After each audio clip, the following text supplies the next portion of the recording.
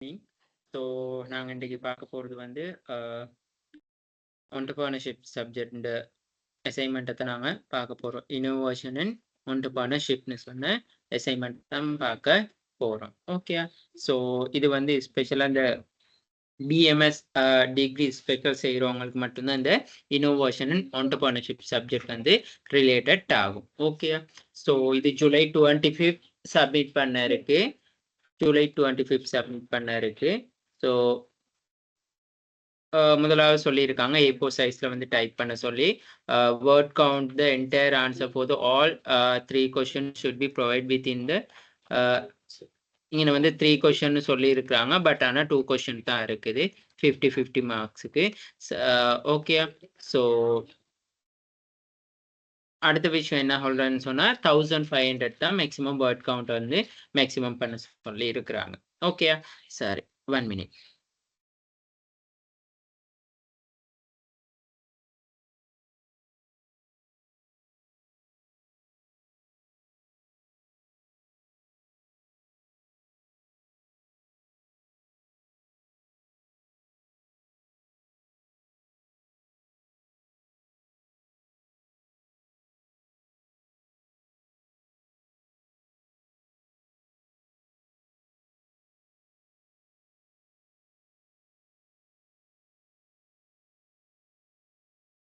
One minute.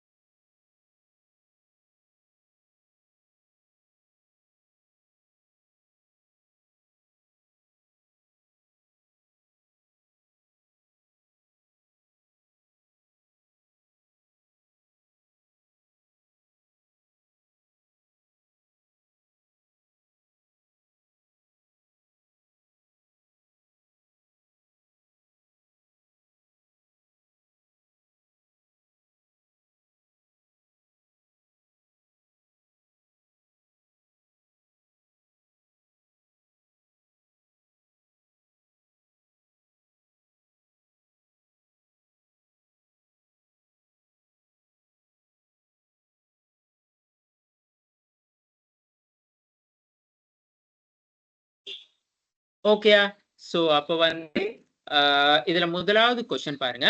Identify a successful Sri Lanka entrepreneur and describe the journey from origin of their business concept to establishment of the enterprises. What way, key step and challenges they encounter in this process of entrepreneurship. அப்ப இங்க என்ன கேட்கிறாங்கன்னு சொன்னா எங்களுக்கு இந்த கொஸ்டின்ல முதலாவது ஒரு வெற்றிகரமான தொழில் முனைவோரை வந்து அடையாளம் கண்டு அவர் அந்த பிசினஸ வந்து எப்படி ஆரம்பிச்சாரு. சோ அவர்கிட்ட வந்து அந்த அந்த அந்த என்ன சொல்றது அந்த வியாபாரத்தை ஆரம்பிப்பதற்கான அவர்கிட்ட பயணம் எப்படி இருந்துச்சு. சோ அதுல அவர் சந்திச்ச சவால்கள் என்ன. சோ அவர் எப்படி அதை வந்து வெற்றி கண்டார்னு சொல்லித்தான் கேட்கிறாங்க. என்ன தெளிவா முதலாவது கொஸ்டின் சொல்லியிருக்காங்க, ஒரு இலங்கையில வெற்றிகரமான ஒரு தொழில் முனைவோர் அடையாளம் காண சொல்லியிருக்காங்க. அடையாளம் கண்ட பிறகு அவர் பிசினஸ் அவரு அந்த உருவாக்குன உற்பத்தியை பத்தி எப்படி அவர் அந்த பிசினஸ் உருவாக்குனாரு, அவர் பிசினஸ் எப்படி அவர் கடந்து வந்த பாதை எப்படிப்பட்ட பாதை, அவர் அந்த தொழில் முனைவோர்னு சொன்னா அவர் எப்படிப்பட்ட பாதை. அடுத்தது அது மட்டும் இல்லாம வந்து அவர் வந்து அந்த பிசினஸை வந்து நிறுவும் பொழுது, அவர் அப்படி இல்லாட்டி அந்த பிசினஸை வந்து கடந்து வரும் பொழுது, அந்த பிசினஸை ஸ்டார்ட் பண்ணி கொண்டு வரக்குள்ள அவர் சந்திச்ச சவால்கள் என்னதுன்னு சொல்லித்தான் கேட்கிறாங்க. Identify the successful Sri Lankan entrepreneur and அப்ப சக்சஸ்ஃபுல் என்டர்பிரனியர் ஒருத்தரை ஐடென்டிஃபை பண்ணணும். Describe their journey from the origin of their business concept and establishment of their enterprises. அப்ப என்ன சொல்றாங்கன்னா, describe the journey, அவர் கடந்து வந்த பாதையை வந்து எங்களை தெளிவுபடுத்த சொல்றாங்க. describe the journey and business concept of the establishment of their enterprise. அப்ப அவர் அந்த வணிகத்தை எப்படி நிறுவினார்னு சொல்லி கேட்கிறாங்க. what way the key step and challenges the encounter the process entrepreneurship. அப்ப அவர் சந்தித்த சவால்கள் என்ன மாதிரி, அதை எப்படி அவரு வெற்றி கண்டார். அப்ப அதுதான் முதலாவது கொஸ்டின். ஓகேயா, சரி. இப்ப நான் முதலாவது வாரேன். இந்த முயற்சியாண்மைன்னு சொல்ற சப்ஜெக்டை வந்து எல்லாருமே வந்து நார்மலா பாத்தீங்கன்னு சொல்லி சொன்னா ESBM சப்ஜெக்ட் படிக்கும் பொழுது நிறைய பேர் வந்து இந்த என்டர்பிரனர்ஷிப்பை வந்து ஒரு 1 இயர் கோர்ஸா செஞ்சிருப்பீங்க. ஸோ அவங்களுக்கு வந்து இந்த சப்ஜெக்ட் வந்து கொஞ்சம் ஈஸியா இருக்கலாம். அதே இல்லாம நாங்க பிசினஸ் A லெவல்ல கமர்ஸ் படிச்சவங்களுக்கு தெரியும், இந்த என்டர்பிரனர்ஷிப் சொல்ற ஒரு சப்ஜெக்ட் வந்து ஒரு யூனிட்டா நாங்க படிச்சிருக்கோம். அதாவது ஒரு செஷனாவோ ஒரு யூனிட்டாவோ படிச்சிருக்கோம். சரியா, அதுதான் நார்மலாவே எங்களுக்கு வந்து தெரியும். அப்ப முதலாவது எங்களுக்கு தெரிஞ்சு கொள்ளணும், இந்த தொழில் முனைவோர்னா யாருன்னு சொல்லி தெரிஞ்சு கொள்ளணும். சரியா, அப்படி இல்லாட்டி இன்னொரு விஷயம், கிரேட் 10 11ல வந்து பிசினஸ் ஸ்டடிஸ்க்கு பதிலா என்டர்பிரனியர் சப்ஜெக்ட் எடுத்தவங்கன்னு சொல்லி சொன்னா இந்த இந்த செஷன் வந்து ரொம்பவே உங்களுக்கு ஈஸியா இருக்கும். சரியா, இதுல ஒன்றும் பெரிய விஷயம் எதுவுமே சொல்லி இல்லை. ஓகேயா, சரி. அப்ப நாங்க வந்து இந்த சப்ஜெக்டை வந்து படிச்சு கொண்டு போவோம். முதலாவது உங்களுக்கு தெரிஞ்சுக்கொள்ளணும்னு சொன்னா, முயற்சியாளர்னா யாருன்னு சொல்லி ஒரு ஜஸ்ட் ஒரு ஐடியான்னு எடுத்துக்கொள்ளுங்க. முயற்சியாளர்னா யாருன்னு சொல்லி ஒரு ஜஸ்ட் ஐடியா எடுத்துக்கொள்ளணும். ஓகேயா, சோ நான் இதுல சொல்றவங்களுக்கு ஒரு விஷயம் சொல்றேன். அதாவது வந்து நான் வந்து அந்த ESBM ஸ்டூடெண்ட்ஸ்க்கு வந்து நான் கிளாஸஸ் செஞ்சு கொண்டு போறேன். ஸோ அவங்களுக்கு இந்த என்டர்பிரனர் சப்ஜெக்ட்னு சொல்லி ஒரு சப்ஜெக்ட் நான் செஞ்சு கொண்டு போறேன். ஸோ அந்த சப்ஜெக்ட்ல இருக்க பேப்பர் டிஸ்கஷன்ஸ், ரெக்கார்டிங்ஸ் அதுகள் எல்லாமே வந்து உங்களுக்கு வந்து இந்த சப்ஜெக்ட் எடுக்கிறவங்களுக்கு வந்து யூஸ்ஃபுல்லா இருக்கும். சரியா, ஸோ நான் இந்த சப்ஜெக்ட்ல உள்ளவங்களுக்கு வந்து யூஸ்ஃபுல்லா இருக்கும். ஸோ அந்த ரெக்கார்டிங்ஸ் எல்லாத்தையும் தாரேன், நீங்க அதைகளையும் பார்த்து கொள்ளுங்க. ஓகேயா, சரி. அப்ப முதலாவது எங்களுக்கு தெரியணும், முயற்சியாளர்.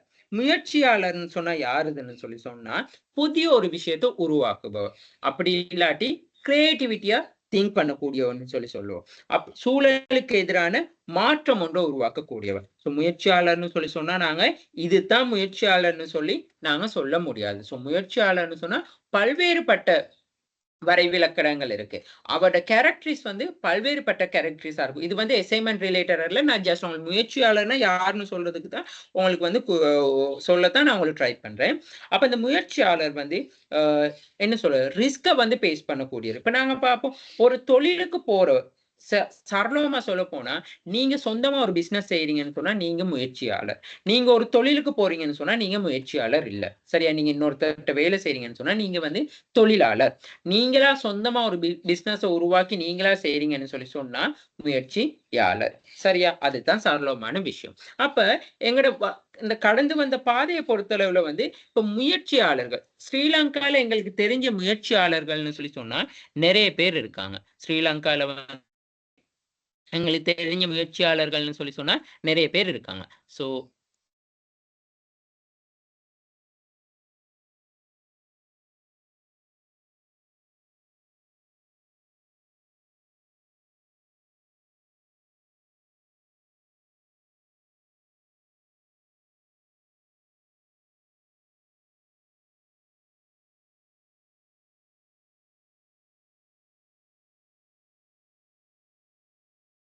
ஓகே, பாருங்க. எட்டிகோட சித்தாளப்பா, அதாவது வந்து நார்மலா வந்து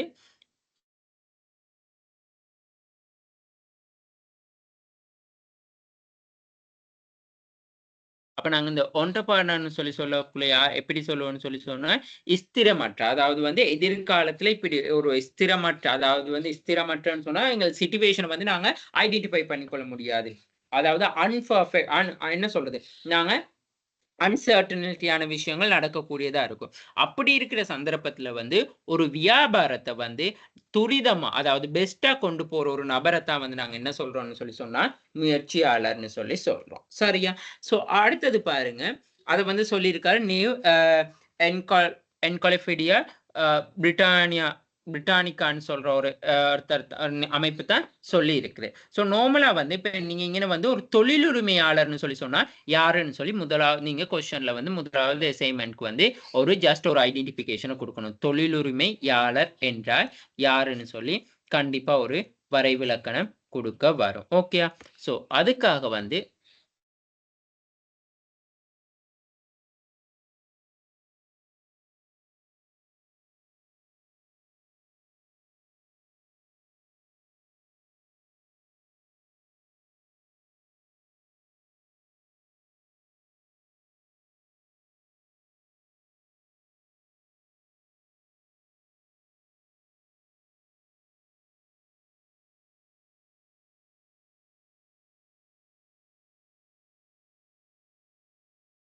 one minute.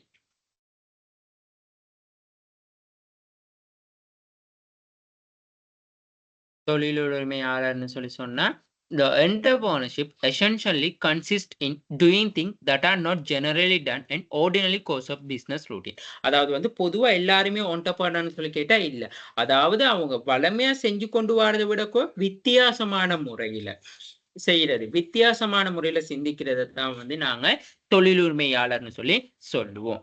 அப்ப இந்த தொழிலுரிமையாளர்னு சொன்னா முதலாவது வந்து கண்டிப்பா நீங்க இந்த முதலாவது அசைன்மெண்ட்க்கு ஆன்சர் செய்யக்குள்ள தொழிலுரிமையாளர்னு சொன்னா யாருன்னு சொல்லி நீங்க ஒரு வரைவிலக்கணத்தை தெரிவு பண்ணி அங்கன சொல்லணும். ஓகேயா? அடுத்த விஷயம் அப்ப பாருங்க, the what are the entrepreneurனு சொல்லி சொன்னா entrepreneur one who create a new business face risk and uncertainty. புதிய வணிகத்தை உருவாக்குறதும் எதிர்பாராத நிலைமைகளுக்கு முகம் கொடுக்கிறதும் purpose to achieve the profit and growth by the identify significant opportunities and assembling the necessary resource to capitalize of them. இருக்கிற வளங்களை கொண்டு சந்தர்ப்பங்களை முறையா பயன்படுத்தி கொண்டு ஒரு புதிய வணிகத்தை உருவாக்குவதன் ஊடாக அதுல வந்து லாபத்தை வந்து அடைஞ்சு கொள்றது, நிறுவனத்தை வளர்ச்சி அடைஞ்சு கொள்றதுதான் முயற்சியாளர்னு சொல்லி நாங்க நார்மலா சொல்லுவோம். ஓகே, சோ அப்ப முயற்சியாளர்னு சொல்லி சொன்னா நீங்க என்னதுன்னு சொல்லி கண்டிப்பா அங்க நீங்க மென்ஷன் பண்ணணும். ஓகேயா? சரி, அடுத்தது வந்து ஓகே, அடுத்த ஒரு விஷயம் உங்களுக்கு சொல்லணும். அப்ப முதலாவது கொஸ்டின்ல முதலாவது முயற்சியாளர்னு சொன்னா யாருன்னு சொல்லி சொல்லணும். இலங்கையில காணப்படுகின்ற முயற்சியாளர்கள் யார் யாருன்னு அடுத்து நீங்க முன்வைக்கணும். அதாவது இலங்கையில் காணப்படுகின்ற முயற்சியாளர்கள் யார் யாருன்னு சொல்லி நீங்க ஒரு சின்ன ஒரு விஷயத்தை வந்து முன்வைக்கணும்.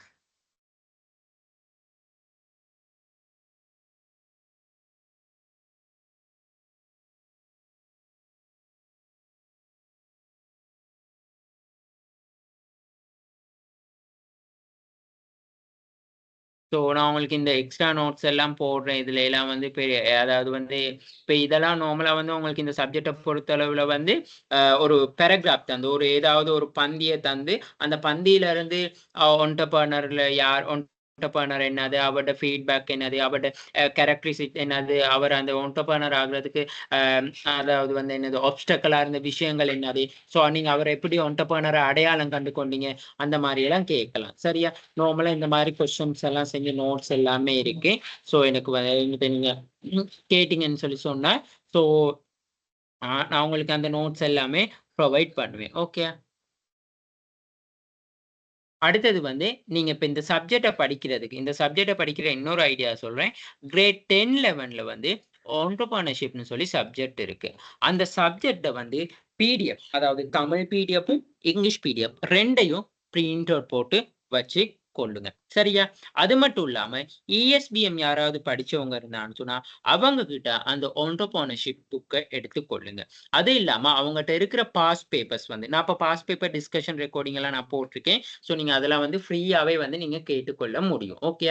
ஸோ அவங்களுக்கு இருந்த அந்த சப்ஜெக்ட்ல வந்து ஏன்னு சொன்னா, அதே மாரி தான் உங்களுக்கும் என்ன நடக்கும்னா, அந்த பேப்பர்ஸ் வரும். ஸோ அதுல எந்த மாற்றமுமே இல்ல. ஸோ நீங்க அந்த சப்ஜெக்ட்ல நான் படிப்பிச்ச அந்த பேப்பர் டிஸ்கஷன் ஸோ அதுகள் எல்லாம் பார்த்து கொண்டீங்கன்னாலே உங்களுக்கு வந்து இந்த சப்ஜெக்ட வந்து A+ போட்டுக்கொள்ள முடியும். ஓகேயா?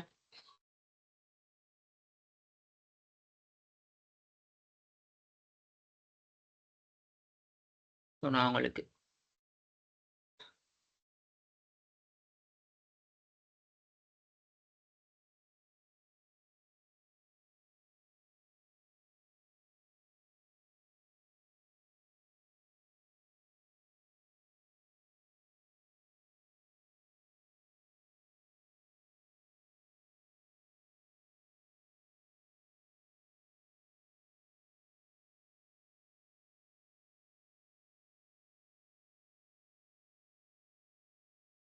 1 மினிட் தாங்க. என்டர்பிரினர் பத்தி சொல்ற அசைன்மென்ட். என்டர்பிரினர் அசைன்மென்ட் இது 2வது.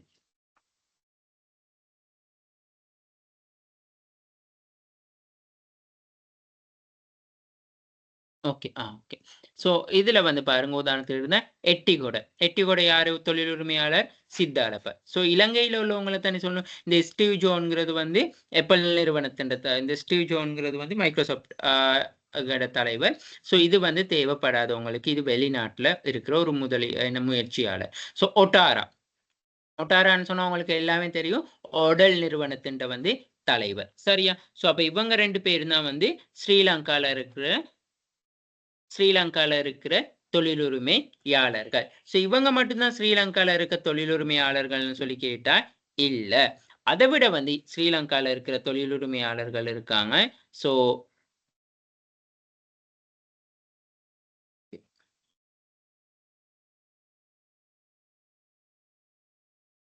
ஓகே. முதலாவது வந்து தம்மிக்க பெரேரா. அது அவர் தொழிலுரிமையாளர். சரியா? தம்மிக்க பெரேரா. ஓகே.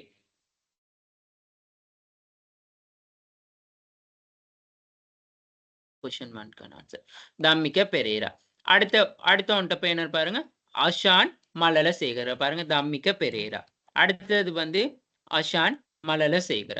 சரியா? அடுத்தது வந்து தேசமானிய டாக்டர் லலித் கொத்தலாவல. அடுத்தது ஒட்டாரா. சரியா? ஸோ ஒட்டாரா குணவர்தன. ஸோ இவங்க தான் வந்து இலங்கையில காணப்படுகின்ற பொப்புலர் தொழில் உரிமையாளர்கள்னு சொல்லி சொல்லுவோம். அப்போ முதலாவது அசைன்மெண்ட்ல முதலாவது ஆன்சர் என்ன எழுதுவீங்க? தொழில் உரிமையாளர்னா யாருன்னு சொல்லி ஒரு லைன்ல போடுறீங்க.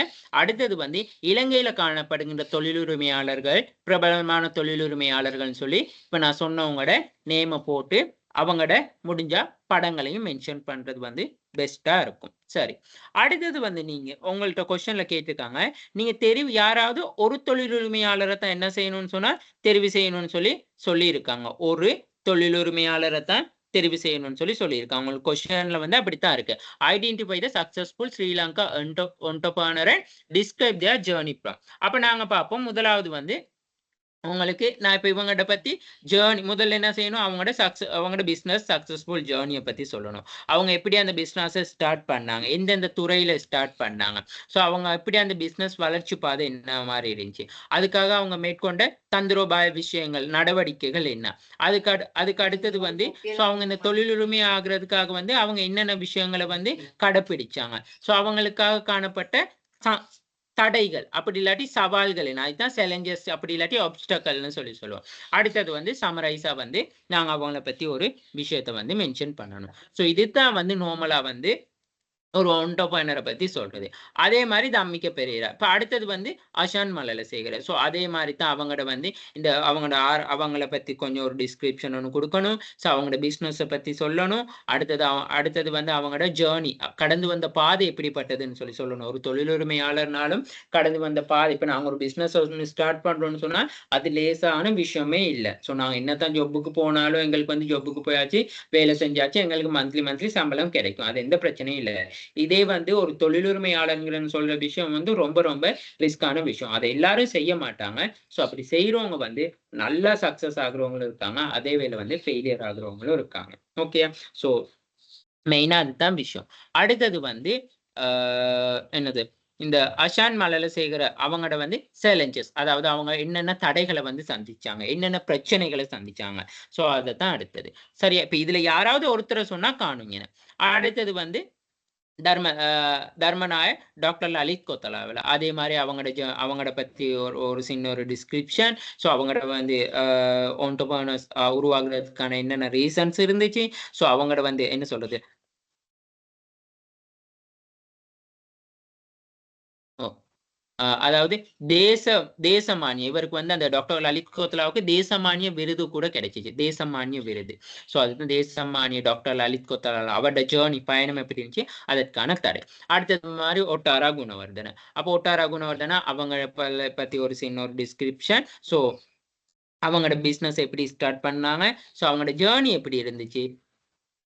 அடுத்தது வந்து அவங்களோட தடைகள் வந்து இப்ப என்னென்ன தடைகள். சரியா? அப்ப நான் இங்க 4 பேர மென்ஷன் பண்ணியிருக்கிறேன். ஸோ இந்த 4 பேர்ல வந்து ஏதாவது ஒருத்தர வந்து நீங்க எடுத்து அசைன்மென்ட் எழுதினா காணும். ஓகேயா? அப்ப முதலாவது வந்து பார்ப்போம். நான் தம்மிக்க பெரேரா. சரியா? இப்போ தம்மிக்க பெரேரான்னு சொல்லி சொன்னா, இப்ப நார்மலாவே அ என்ன சொல்றது?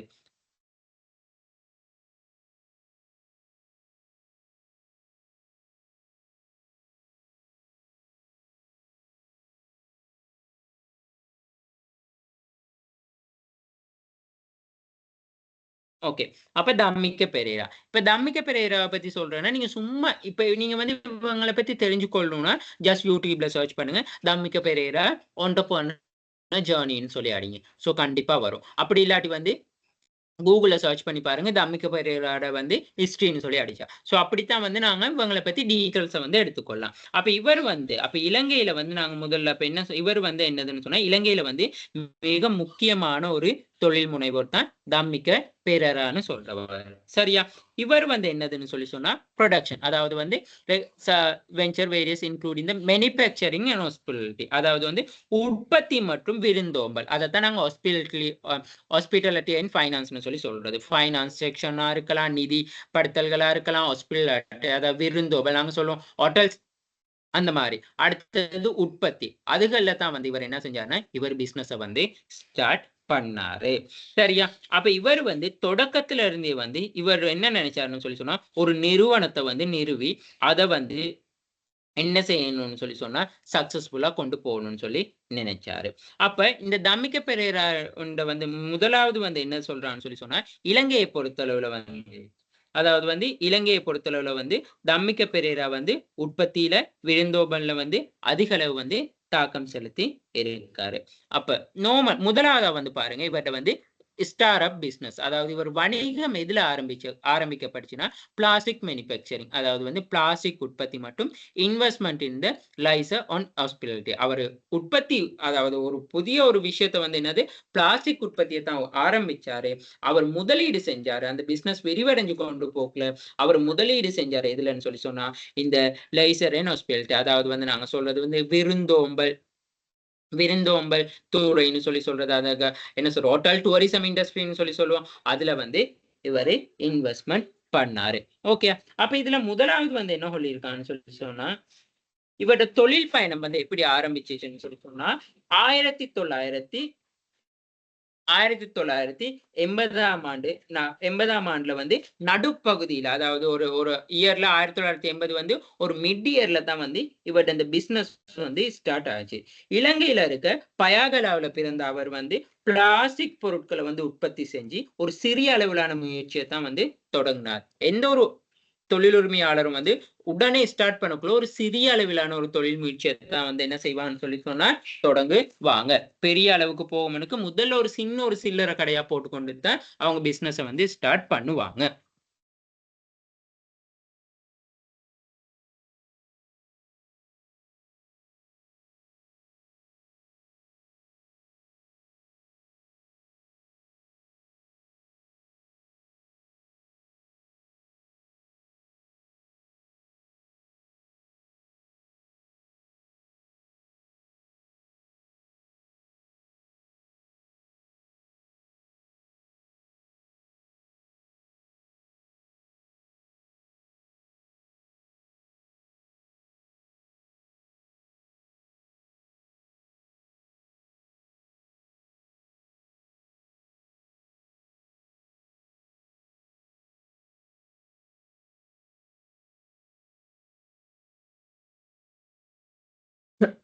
அப்ப எந்த ஒரு தொழில் முயற்சியாளரும் முதல்ல சிறிய இடத்துல இருந்து தான் என்ன செய்வான்னு சொல்லி சொன்னா வணிகத்தை ஆரம்பிப்பாங்க. ஓகே, அடுத்தது வந்து இவரை பத்தி என்ன சொல்லலாம்னு சொல்லி சொன்னா இவர் வந்து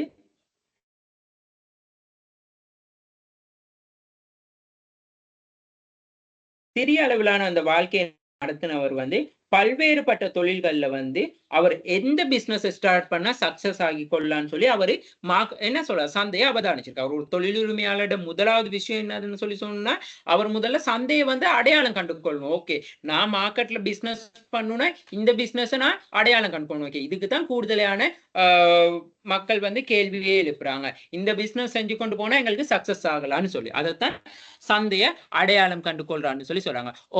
observing the potential of the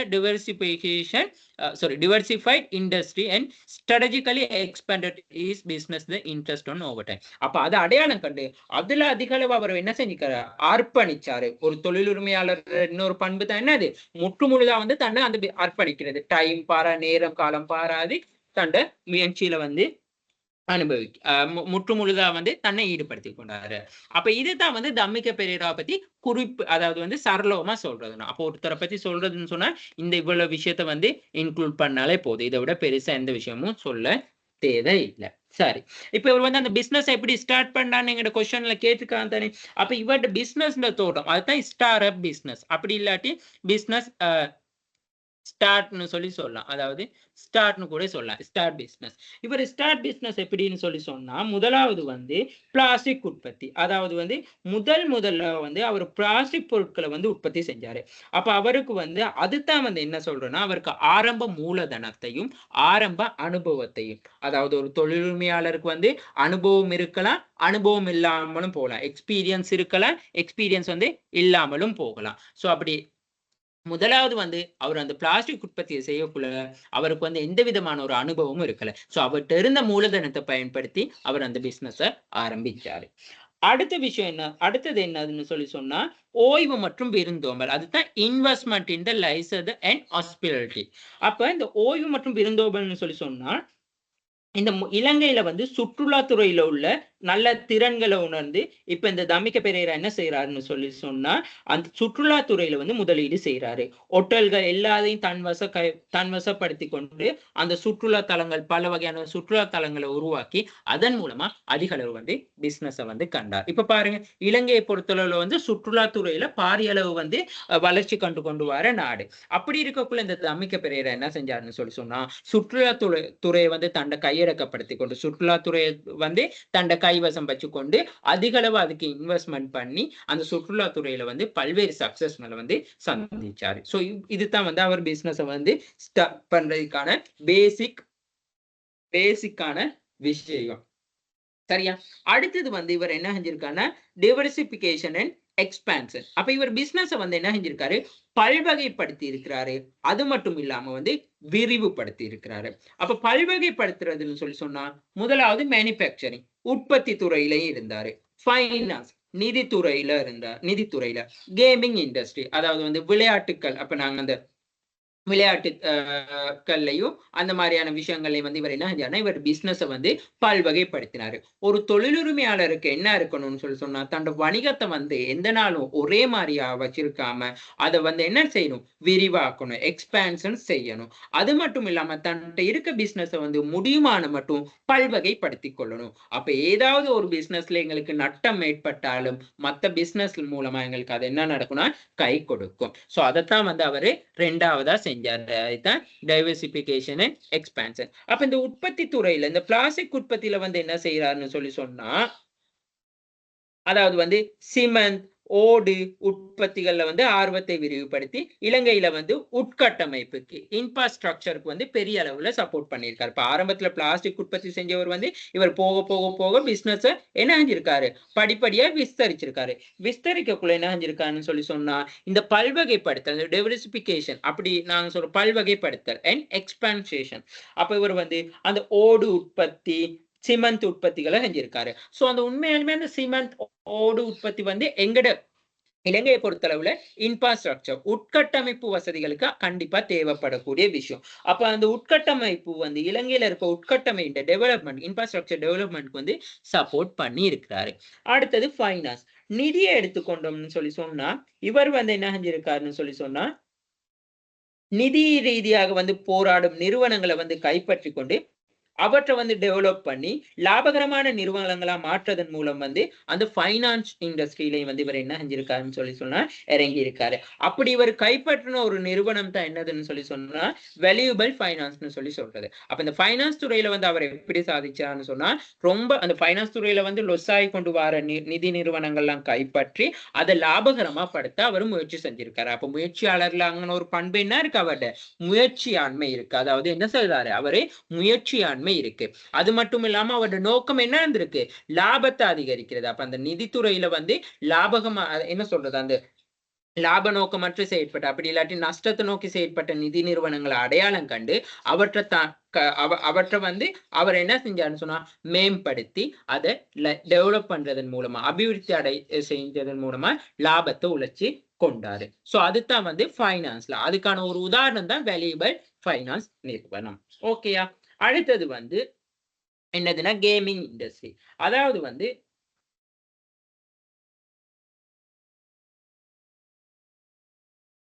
இப்ப கேமிங் இண்டஸ்ட்ரின்னு சொல்லி சொன்னாலே நாங்க பார்த்தது என்னதுன்னா அந்த விளையாட்டுத்துறை அந்த மாதிரில. அப்ப அந்த கேளிக்கை, இப்ப உதாரணத்துக்கு வந்து அந்த கேசினோ அந்த மாதிரியான துறையில வந்து அதிக அளவு முதலீடு செஞ்சாரு. அதுக்கு என்ன காரணமா இருக்கும், அதாவது வந்து எங்கடையில வந்து ஃபாரினர்ஸ் இப்ப தொழில் என்ன சொல்றது, அவர் அங்க போய் அந்த investment and license and hospitality industry வரக்குள்ள அவருக்கு தெரிஞ்சிருச்சு சுற்றுலாத்துறையில சுற்றுலா தரப்பினர்கள் வந்து அதிக அளவு வாராங்க, வெளிநாட்டு பயணிகள் வாராங்க. சோ அப்படி இருக்கக்குள்ள வந்து எங்களுக்கு நாங்க இந்த கேமிங் இண்டஸ்ட்ரியை வந்து கொஞ்சம் டெவலப் பண்ணா என்ன நடக்கும்னு சொல்லி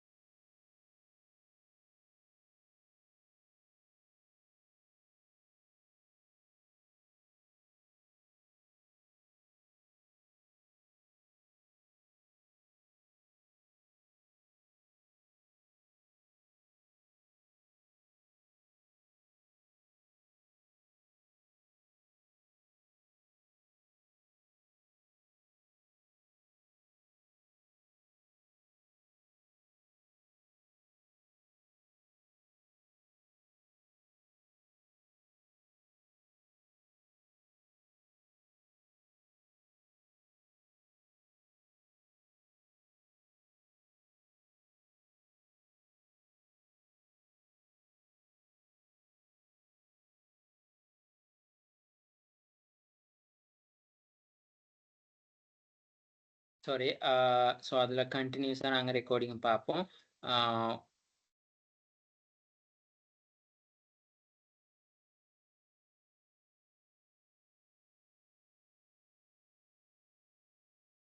ஓகே. ஸோ அப்ப அடுத்தது வந்து இவர நாங்க பார்த்த என்னதுன்னு சொல்லி சொன்னா இந்த கேமிங் இண்டஸ்ட்ரில. அப்ப வந்து நாங்க கேளிக்கை என்ன சொல்றது, அதாவது அந்த கேளிக்கை அந்த மாரி விளையாட்டுக்கள், அந்த கேசினோ அந்த மாரியான விடுதிகள், அந்த சூதாட்டங்கள், ஸோ அதுகள்ல வந்து அதிக அளவு வந்து இவர் என்ன செஞ்சாருன்னா இன்வெஸ்ட்மெண்ட் பண்ணாரு. இன்வெஸ்ட்மெண்ட் பண்ணி அதன் மூலமா அதிக அளவு வந்து இவரு பிரபல்யம் அடைஞ்சாரு. சோ இதுதான் வந்து அவர்ட்ட வந்து ஜேர்னி. சோ அவர் வந்து என்னென்ன தந்திரோபாயங்களை வந்து இதுக்கு ஸ்ட்ராட்டஜிக் த அக்யூன்ஸ்ட்ரேஷன் சொல்லி சொல்றது. அதாவது மூலோபாயங்களை வந்து என்னென்ன கொண்டு வந்தாருன்னு சொல்லி பார்த்தோம்னு சொன்னா Lanka tiles and Lanka volatile. அடுத்தது ஏலிஸ் குரூப். அப்ப இந்த லங்கா வால்ட் இப்ப நாங்க உதாரணங்களோட தான் நாங்க எக்ஸ்பிளைன் பண்ணி கொண்டு போகணும். அதாவது வந்து இந்த லங்கா டைல்ஸ் மற்றும் லங்கா வால்டைல வந்து இப்ப இந்த இவர் ஆரம்பத்திலே வந்து நாங்க மேனுஃபேக்சரிங்ல என்ன செஞ்சோம், இவர் அந்த கட்டு சீமந்து அந்த மாதிரியான சீமந்து ஓடு அந்த மாதிரியான அந்த ஓடு ஸோ அந்த உற்பத்தி துறையில வந்து அதிக அளவு வந்து இன்வெஸ்ட் பண்ணி அவர் பிசினஸ் செஞ்சு கொண்டு போனாரு. அப்படி இருக்கக்குள்ள வந்து இவர் வந்து இந்த லங்கா டைல்ஸ் அண்ட் லங்கா வால்டைல வந்து இவர் அதிக அளவு வந்து அதாவது வந்து நவீன துறைகள் நவீன தொழில்நுட்பங்கள் அதன் மூலமா வந்து என்ன செஞ்சாருன்னு சொன்னா செயற்பாடுகளை வந்து கொண்டு வந்தாரு. சந்தையை வந்து விரிவுபடுத்தினார். அதுதான் அவர் மேற்கொண்ட அந்த தந்திரோபாயமா இருக்கும். அடுத்து இந்த ஏலிஸ் குரூப் இலங்கையில வந்து மிகப்பெரிய கூட்டு நிறுவனங்கள்ல ஒண்ணு தான் இந்த ஏலிஸ் குரூப். அதுல வந்து இவர் கணிசமான பங்குகள் அதாவது ஷேர்ஸ வந்து என்ன செஞ்சாருன்னு சொன்னா வாங்கினார். அதன் மூலமா வந்து இவர் எக்ரிகல்ச்சர் டிரான்ஸ்போர்ட் என்ன சொல்றது அடுத்தது தளபாடங்கள் பர்னிச்சர்ஸ் ஸோ அவர் அதுல வந்து இவர் என்ன செஞ்சாருன்னு சொல்லி சொன்னா அதிக அளவு இவர் வந்து இன்வெஸ்ட்மெண்ட் அந்த பிசினஸ்கள்ல வந்து இன்வெஸ்ட்மெண்ட் பண்ணாரு. ஸோ இதுதான் வந்து அவரோட அந்த பிசினஸ் ஜேர்னியா இருக்கும். அவர் எப்படி ஒரு ஒண்டர்பிரனரா உருவாகுறதுக்கான காரணம். அப்ப தொழிலுரிமையாளர் வந்து தந்திரோபாயங்களை வந்து அடையாளம் காணணும். சந்தையில இருக்க புதிய புதிய என்ன வாய்ப்புகளை வந்து அடையாளம் கண்டு கொள்ளணும். அப்படி வாய்ப்புகளை ஆப்பர்ச்சுனிட்டிஸ் வந்து அடையாளம் காணும் பொழுதுதான் தந்திரோபாயங்களை வந்து உருவாக்க முடியும். அதுக்கான உதாரணமா தான் இவர் லங்கா டைல்ஸ் அண்ட் லங்கா வால்டைலும் ஏலிஸ் குரூப்பை வந்து நாங்க உதாரணமா சொல்லுவோம். ஓகேயா? ஓகே. சோ அவரோட ஜேர்னின்னு சொல்லி பாத்தீங்கன்னு சொன்னா அவர் எப்படி இந்த ஐடென்டிஃபைங் ஆப்பர்ச்சுனிட்டிஸ் எப்படி இந்த ஆப்பர்ச்சுனிட்டிஸை வந்து ஐடென்டிஃபை பண்ணி கொண்டாருன்னு சொல்லி நாங்க இங்க வந்து சொல்லணும். அதாவது வந்து இதுதான் வந்து நாங்க அவர்கிட்ட வந்து என்ன சொல்றேன்னு சொன்னா ஒவ்வொரு அவர் வளர்ச்சி அடைந்த படிகள்னு சொல்லி நாங்க சொல்ல முடியும். வாய்ப்புகளை கண்டறிஞ்சார். அதாவது எந்த துறையில நல்ல லாபகரமான வாய்ப்புகளை காணலாம். அப்ப பெரேரா வந்து அவரோட நாலேஜ் அவரோட சக்சஸ்க்கு மெயினான காரணமாவே என்ன இருந்துச்சுன்னா ஆப்பர்ச்சுனிட்டிஸை வந்து ஐடென்டிஃபை பண்ணி கொண்டாரு. ஓவராலா மார்க்கெட்டை வந்து ரிசர்ச் பண்ணி அவர் ஃபியூச்சர் ஃபோர்காஸ்டிங் அடிப்படையில் என்ன செஞ்சாருன்னு சொல்லி சொன்னா அவர் பிசினஸ்களை கொண்டு போனாரு. யாராவது எதிர்பார்த்திருப்பாங்களா இந்த லங்கா வால்டைல் இது லங்கா வால்டைல் இப்படி பிசினஸ் நாங்க நவீன தொழில்நுட்ப முறையை வச்சு கொண்டு போக முடியும்னு சொல்லி கேமிங் இப்ப நவீன என்ன சொல்றது சுற்றுலாத்துறை வந்து இவ்வளவு தூரம் விரிவடையும் சொல்லி யாராவது எதிர்பார்த்திருப்பாங்களா? இல்ல. அவரோட மெயின் டார்கெட் என்ன செஞ்சாருன்னா, அவர் கடந்து வந்த பாதையில வந்து அவரு ஐடென்டிஃபை பண்ணி கொண்டாரு. ஆப்பர்ச்சுனிட்டீஸ வந்து ஐடென்டிஃபை பண்ணி கொண்டாரு. என்னென்ன சந்தர்ப்பங்கள அடையாளம் கண்டு கொண்டாரு. அந்த அடையாளம் கண்டு கொண்ட சந்தர்ப்பங்கள அவரு சரியான முறையில அவரு பயன்படுத்தினார். அதனால தான் ஆரம்பத்துல அவரு பிளாஸ்டிக் உற்பத்தியில இருந்தவர் வந்து அடுத்தது அவர் வந்து இன்வெஸ்ட்மென்ட் பண்ணாரு சுற்றுலாத்துறையில. அதுக்கு அடுத்தது அவர் உற்பத்திகளை மேற்கொண்டாரு வந்து கட்டுமான பணிகளுக்கான சிமெந்து, ஓடுகள் அந்த மாதிரி. திரும்ப அடுத்தது வந்து என்ன செஞ்சாரு அவரு ஃபைனான்ஸ்ல வந்து அதாவது வந்து நிதி நிறுவனங்கள் வந்து நட்டத்தை நோக்கி அடைஞ்சு கொண்டு இருக்கும் பொழுது அதுகளை கைப்பற்றி லாபம் உழைப்பதனூடாக அதை மேம்படுத்தினாரு. அடுத்தது வந்து இப்ப சுற்றுலாத்துறையோட வந்து இருக்கிறதால வந்து அதிக அளவு சுற்றுலா பயணிகள் வந்து இந்த கேளிக்கை சூதாட்டங்கள் அது போன்ற கேமிங் இதுல வந்து இன்ட்ரெஸ்ட் இருக்கனையில வந்து அதுல அதிக அளவு வந்து இன்வெஸ்ட்மெண்ட் பண்ணி அதுல டெவலப் ஆகினாரு. சோ அப்படி இருக்கக்குள்ள வந்து என்ன செஞ்சாருன்னு சொன்னா அவர் மேற்கொண்ட தந்திரோபாயம் தான் வந்து என்னதுன்னு சொன்னா லங்கா வோல்டைல வந்து நவீன தொழில்நுட்ப முறைகளை வந்து பயன்படுத்தி நவீன தொழில்நுட்பங்களூடாக வந்து அவர் அந்த கட்டுமான பொருட்களை வந்து உற்பத்தி செய்யறது அந்த மாதிரியான விஷயங்கள் வந்து இருந்தார். இதன் மூலமா வந்து அவர் அந்த துறையில முன்னேற்றம் கண்டாரு. அடுத்தது மிகப்பெரிய கூட்டு இந்த ஏலிஸ் குரூப்னு சொல்றது வந்து நாங்க ஒரு நிறுவனம் மட்டும் இல்ல நிறைய எக்கச்சக்கமான நிறுவனங்கள் ஒன்றிணைஞ்சு தான் வந்து இந்த ஏலிஸ் குரூப்னு சொல்ற ஒரு பெரிய ஒரு கூட்டாண்மை வந்து உருவாகி இருக்கு. ஓகே.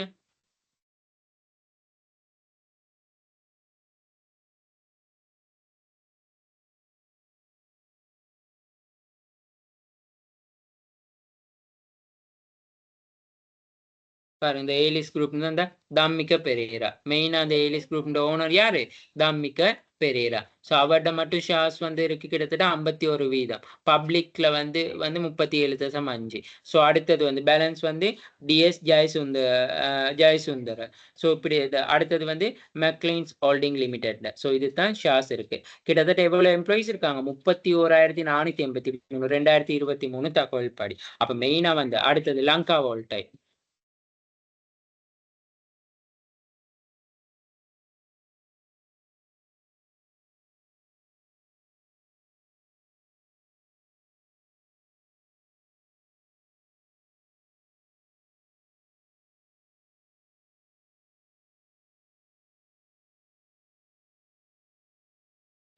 Royal Ceramic. இந்த பாருங்க the umbrella the tile இந்த பாருங்க லங்கா டைல் வந்து the valuable one of the group. அதாவது வந்து valuable one of the groupல வந்து Lanka tile Dhammika. Okay so மெயினா வந்து இவர் அந்த இண்டஸ்ட்ரிங்களை வந்து எப்படி கைப்பற்றிருக்காங்க சொல்லி மட்டும் நோட் பண்ணி பாருங்க. சரியா அடுத்தது ஆப்பர்ச்சுனிட்டிஸை பார்த்தா தானே. அடுத்தது வந்து இவர்கிட்ட என்னதுன்னு சொல்லி சொன்னா இவர் எப்படி இந்த ஸ்ட்ராட்டஜிக்கு அடையாளம் கண்டு இன்வெஸ்ட்மெண்ட் பண்ண தொடங்கினாரு. அதாவது வந்து இவரு இப்ப நிதி ரீதியா பைனான்சியலா வந்து சிரமப்படுற நிறுவனங்கள் லாபத்தை அதாவது நட்டத்தை நோக்கி போய் கொண்டு இருக்கிற நிறுவனங்களை வந்து அடையாளம் கண்டு அவற்றை வந்து சேஞ்ச் பண்றது தான் இவட மெயின் ஸ்ட்ராட்டஜிக்கா இருந்துச்சு. ஸோ அந்த அதுக்காக நாங்க உதாரணம் தான் படிச்சோம் இந்த வெலிபிள் ஃபைனான்ஸ். ஸோ அப்ப அவர் வந்து மெயினா என்ன செஞ்சாருன்னு சொல்லி சொன்னா அதாவது இந்த ஏலிஸ் குரூப்லையும் வந்து சில நிறுவனங்கள் வந்து அவர் இன்வெஸ்ட்மெண்ட் பண்ணாரு. ஸோ அதன் மூலமா வந்து அவர் என்ன செஞ்சாருன்னு சொன்னா அவரை தன்னோட புத்திசாலித்தனத்தை தெளிவா விளங்கப்படுத்தி இருக்கிறாரு. நட்டத்தை நோக்கி அடைஞ்சு கொண்டு போற நிறுவனத்தை கூட சரியான ஒரு தொழில் முயற்சியாளர் வந்து கைப்பற்றினா சிறந்த முறையில கொண்டு போகலாம்னு சொல்றதுக்கு உதாரணம் தான் இந்த தம்மிக்க பெரேரா. அடுத்தது வந்து டிவர்சிபிகேஷன், அதாவது வந்து பல்வகைப்படுத்தல்னு சொல்லி சொல்றது. தான் இன்வெஸ்ட் பண்றது வந்து ஒன்றுல மட்டும் இன்வெஸ்ட் பண்ணக்கூடாது. அவர் பல்வேறுபட்ட துறைகள்ல இன்வெஸ்ட் பண்ணாரு.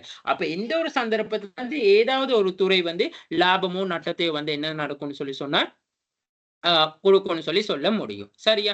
சோ அப்போ வந்து அதைத்தான் அங்கன சொல்லி இருக்கிறாரு. அப்ப பல்வகைப்படுத்தல். அப்ப இவர் வந்து என்ன செஞ்சாருன்னு சொல்லி சொன்னா பல தொழில்கள்ல வந்து இவர் வந்து தன்னோட ஈடுபாடை வந்து காட்டினாரு. சரியா? மெயினா வந்து என்ன சொல்றது ரிஸ்க நோக்கி நட்டத்தை நோக்கி வந்து போய்கொண்டிருக்கிற நிறுவனங்களை துறைகளை வந்து கைப்பற்றி அதன் மூலமா வந்து இவர் வந்து லாபத்தை உழைத்தாரு. அடுத்தது மாடர்னைசேஷன் அண்ட் எஃபிஷியன்சி சொல்லி சொல்றது நவீனமயமாக்கல் மற்றும் செயல்திறன். அதாவது வந்து இந்த வணிகங்களை வந்து முடியுமான மட்டும் நவீனமயமாக்குனாரு. லங்கா டைல வந்து பாருங்க நவீன தொழில்நுட்பங்களை பயன்படுத்தி உற்பத்திகளை வந்து மேற்கொள்றது. மற்றது வந்து அந்த நட்டமடைஞ்ச வணிகங்களை வந்து என்ன செய்யறது கைப்பற்றி சிறந்த செயற்திறன் மூலமா வந்து லாபத்தை வந்து உழைக்கிறது. சோ இதுதான் வந்து அவர்கிட்ட வந்து கடந்து வந்த பாதையா இருக்கும். ஓகே. சோ அவர் கடந்து வந்த பாதையில என்னென்ன சேலஞ்சஸ் வந்து சந்திச்சாரு. அதாவது வந்து இப்ப இது சேலஞ்சஸ்னு சொல்லக்குள்ள நார்மலா வந்து ஒரு தொழிலுரிமையாளர்னு சொல்றதுக்குள்ள எவ்வளவு பெரிய வளர்ச்சி அடைந்த தொழிலுரிமையாளர்னாலும் அப்படி இல்லாட்டி வளர்ச்சி அடைந்த எந்த ஒரு நிறுவனமா இருந்தாலுமே கண்டிப்பா தடைகளையோ பிரச்சனைகளோ வந்து சந்திக்கும். அதுல முதலாவது தான் ரெகுலேட்டரி, அதாவது ரூல்ஸ் அண்ட் ரெகுலேஷன் சொல்லி நாங்க அதை சொல்ல முடியும். அதாவது ஒழுங்குமுறை. இப்போ உதாரணத்துக்கு வந்து இலங்கையை பொறுத்தளவுல வந்து பல்வேறு தொழில்துறைகளுக்கு வந்து பல்வேறு விதிமுறைகள் இருக்கு. அதாவது இப்போ உதாரணத்துக்கு எடுத்துக்கொண்ட பைனான்சியல் இண்டஸ்ட்ரியை பார்த்தா அதுக்கு வேறையா ரூல்ஸ் அண்ட் ரெகுலேஷன் இருக்கும்.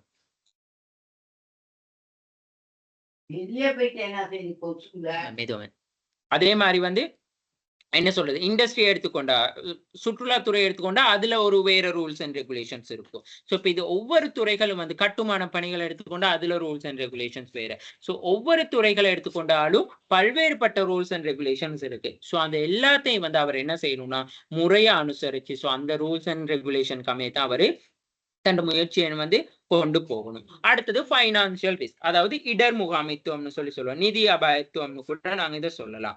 அதாவது வந்து இப்ப நார்மலா வந்து இவர் லொஸ்ஸாய் கொண்டு வர வணிகங்களை தான் வந்து கைப்பற்றி லாபம் சந்திக்கிறாரு. சோ அப்படியான இருக்கிற சந்தர்ப்பம் எங்களுக்கு உண்மையாலுமே அந்த வணிகம் லொஸ் ஆகுனுச்சு அவர் சம்டைம்ஸ் மேனேஜ்மெண்ட் ப்ராப்ளம் பிரச்சனை இல்லை அதை வந்து இவர் சிறந்த ஒரு தொழில் தொழிலதிபர் என்ன சொல்றது, தொழில் முயற்சியாளர் நிலை வெற்றி காண முடியும். இதே உண்மையாலுமே அந்த நிறுவனத்துல வந்து பிரச்சனை இருக்கிற சந்தர்ப்பத்துல வந்து இவர் அந்த நிறுவனத்தின் வந்து ரிஸ்க வந்து கைப்பற்றினாரு. இடரை வந்து ஏற்றுக்கொண்டு இவர் சக்சஸ்ஃபுல்லா அதை மேனேஜ் பண்ணி கொண்டு போனாரு.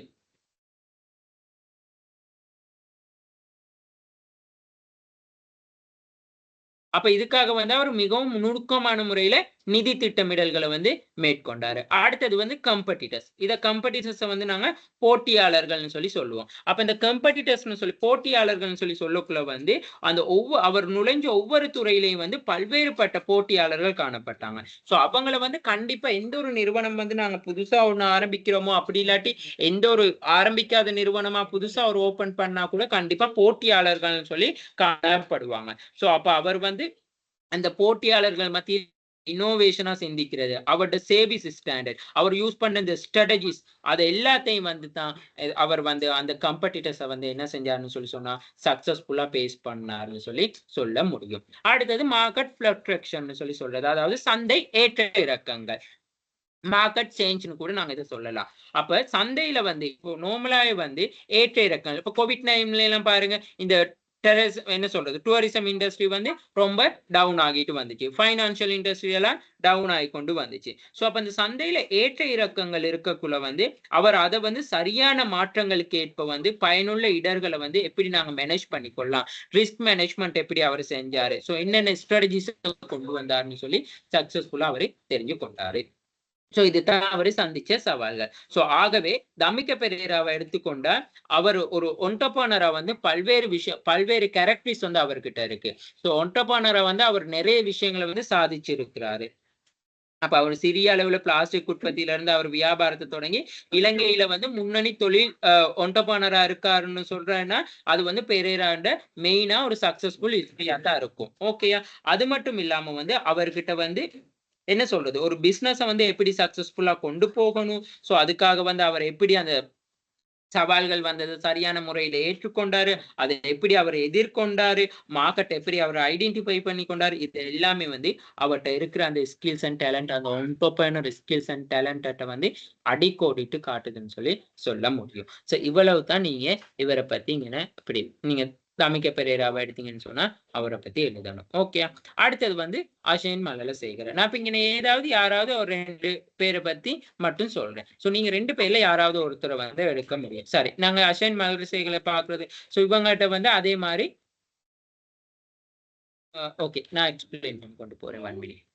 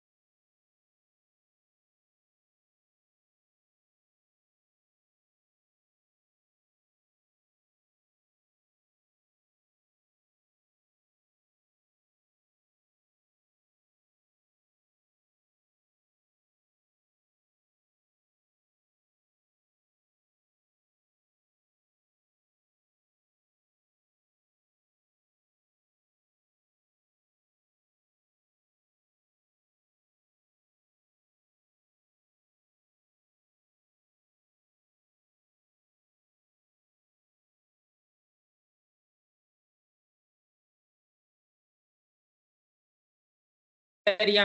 அப்ப இது வந்து தம்மிக்க பெரேரா. அடுத்தது வந்து நாங்க அஷன் மலலசேகர. இந்த அஷன் மலலசேகரன்னு சொல்லி சொன்னா இவர் வந்து என்னதுன்னு சொன்னா டெக்னாலஜி ரீதியா எடுகேஷன்ல வந்து டெக்னாலஜியை வந்து இவரை அறிமுகப்படுத்தினது தான் இவரோட மெயின் டார்கெட். அதாவது வந்து கல்வித்துறையில வந்து தொழில்நுட்பம் மற்றும் கல்வித்துறையில வந்து தன்னோட சாதனைக்காக வந்து இவர் என்ன செஞ்சாருன்னு சொன்னா இலங்கையில வந்து நல்ல வளர்ச்சி அங்கீகரிக்கப்பட்ட ஒரு தொழிலதிபர், அதாவது தொழில் முயற்சியாளர்னு கூட நாங்க வர சொல்ல முடியும். அதாவது வந்து இவர் வந்து ஆரம்பத்துல இருந்து ஒரு வெற்றிகரமான நிறுவனத்தை ஸ்தாபிக்கிற வரைக்கும் அவரோட பயணம் வந்து மெயினா வந்து ஒரு மதிப்பு மிக்க நுண்ணறிவை வழங்கக்கூடியது. அதாவது நுண்ணறிவுன்னு சொல்லி சொன்னா அவரோட அதாவது என்னது கல்வி ரீதியா தொடர்புடைய விஷயங்களை தான் வந்து இவரு அஷேன் மலலசேகரன் சொல்றவர் வந்து முன் வச்சிருக்கிறாரு. அப்ப இந்த அஷேன் மலலசேகர வந்து தொழில்நுட்பம் மற்றும் கல்வித்துறையில வந்து தண்ட சாதனையை வந்து அங்கீகரிக்கப்பட்ட இலங்கையில நன்கு அறியப்பட்ட ஒரு தொழிலதிபரா வந்து அவர் வலம் வாராருன்னு சொல்லி சொல்ல முடியும். அதுல முதலாவது வந்து இவர்கிட்ட என்னன்னு சொல்லி சொன்னா இவரோட தொழில்முனைவு பயணம் வந்து கல்வியை மேம்படுத்துறதுக்காக ஒரு தொழில்நுட்பத்தை வந்து மேம்படுத்துறது தான் இவரோட மெயின். கல்வியை வந்து அபிவிருத்தி அடைய செய்யறதுக்காக கல்வியை மேம்படுத்துறதுக்காக தொழில்நுட்பத்தை வந்து எப்படி நாங்க பயன்படுத்த முடியும்னு சொல்றதுதான் இந்த அஷன் மலலசேகர் என்பவர் தொழில் முயற்சியாளர் பிரதான நோக்கமா இருந்துச்சு. அப்ப இலங்கையை பொறுத்தளவுல வந்து அதாவது அவர் வந்து இன்ஜினியரிங் சைட்ல வந்து தான் அவரோட பேக்ரவுண்ட் இருந்துச்சு. இருந்தாலும் அந்த இன்ஜினியரிங் சைட் பேக்ரவுண்டை வச்சுக்கொண்டு தொழில்நுட்பத்துறையில வந்து கல்வியில இலங்கையில வந்து கல்விக்கு வந்து சவால்கள் வந்து பல வகையில சவால்கள் காணப்படுது. ஸோ அந்த சவால்களை வெற்றி காண்றதுக்காக வந்து புதுமையான தீர்வுகளை வந்து முன்வைக்கிறதுக்காக வந்து அவரை வந்து என்ன செஞ்சுன்னா மோட்டிவேட் ஆக்கப்பட்டுச்சு. ஸோ அப்படி மோட்டிவேட் ஆகுன நிலை தான் வந்து இந்த ஒரு தரமான கல்வி சேவையை வழங்குறதுன்னு சொல்லி சொன்னா கண்டிப்பா இந்த டிஜிட்டல் தளங்கள் மூலமா அதாவது தொழில்நுட்பம் மூலமா சிறந்த ஒரு கல்வியை வந்து வழங்குறதுக்காக வந்து அவரு அயராது பாடுபட்டார்னு சொல்லி சொல்ல முடியும். சோ அதுக்காக வந்து இவரோட முதலாவது என்னது இனிஷியல் வெஞ்சர், அதாவது இனிஷியல் வெஞ்சர்னு சொல்லி சொல்றது வந்து அதாவது என்ன சொல்றது விற்பனையால் நிறுவனத்தை நிறுவுகிறது, நிறுவனத்தை ஆரம்பிக்கிறது, நிறுவனத்தை உருவாக்குறதுன்னு சொல்லி நாங்க சொல்லுவோம். லேர்னிங் மேனேஜ்மெண்ட் நீங்க பயன்படுத்துற இந்த எல்எம்எஸ் சிஸ்டம் எல்லாமே அறிமுகப்படுத்தப்பட்டது இந்த அஷன் மலலசேகர என்பவரால் தான். அதாவது இவரோட ஆரம்ப முயற்சி என்னதுன்னு சொல்லி சொன்னா இலங்கையில் மாணவர்கிட்ட வந்து கல்வியின் தேவைக்கு ஏற்ப வந்து கற்றல் முகாமித்துவ முறையை வந்து அவரு அபிவிருத்தி செஞ்சாரு. அதாவது வந்து பள்ளிகளா இருக்கலாம், கேம்பஸா இருக்கலாம், யூனிவர்சிட்டிஸா இருக்கலாம், எல்லாத்துலயும் வந்து இந்த எல்எம்எஸ் சிஸ்டம்னு சொல்லி சொல்றது வந்து ரொம்ப யூஸ்ஃபுல்லா வந்து பயன்படுத்தப்பட்டுச்சுன்னு சொல்லி சொல்லலாம். Okay, learning management system. Okay, so இந்த லேர்னிங் மேனேஜ்மெண்ட் சிஸ்டத்தை பத்தி உங்களுக்கு சின்ன ஒரு விஷயம் நான் அதை ஷேர் பண்றேன். எங்கிட்ட வந்து ரிசோர்சஸ் இருக்கு. ஸோ அந்த ரிசோர்சஸை வந்து நீங்க சரியா யூஸ் பண்ணி கொள்ளணும். நீங்க மட்டும் யூஸ் பண்ண பார்த்தாது, எல்லாருக்கும் நீங்க இதை ஷேர் பண்ணணும். ஓகே, இப்படி ஒரு விஷயம் நடக்குது. ஸோ இது வந்து என்ன சொல்றது உங்களோட நன்மைகளுக்காக தான். ஸோ எவ்வளவு தூரம் ஒரு விஷயத்த தெரிஞ்சுக்கொள்ளலாம். அப்ப நீங்க கேம்பஸ்ல படிக்கிறத விட மேலதிகமா இன்னும் என்னென்ன விஷயம் படிக்க முடியும். ஸோ அதுக்காகத்தான் வந்து நார்மலா இப்படி கிளாஸஸ்கள் கூட செய்யறது. ஓகே,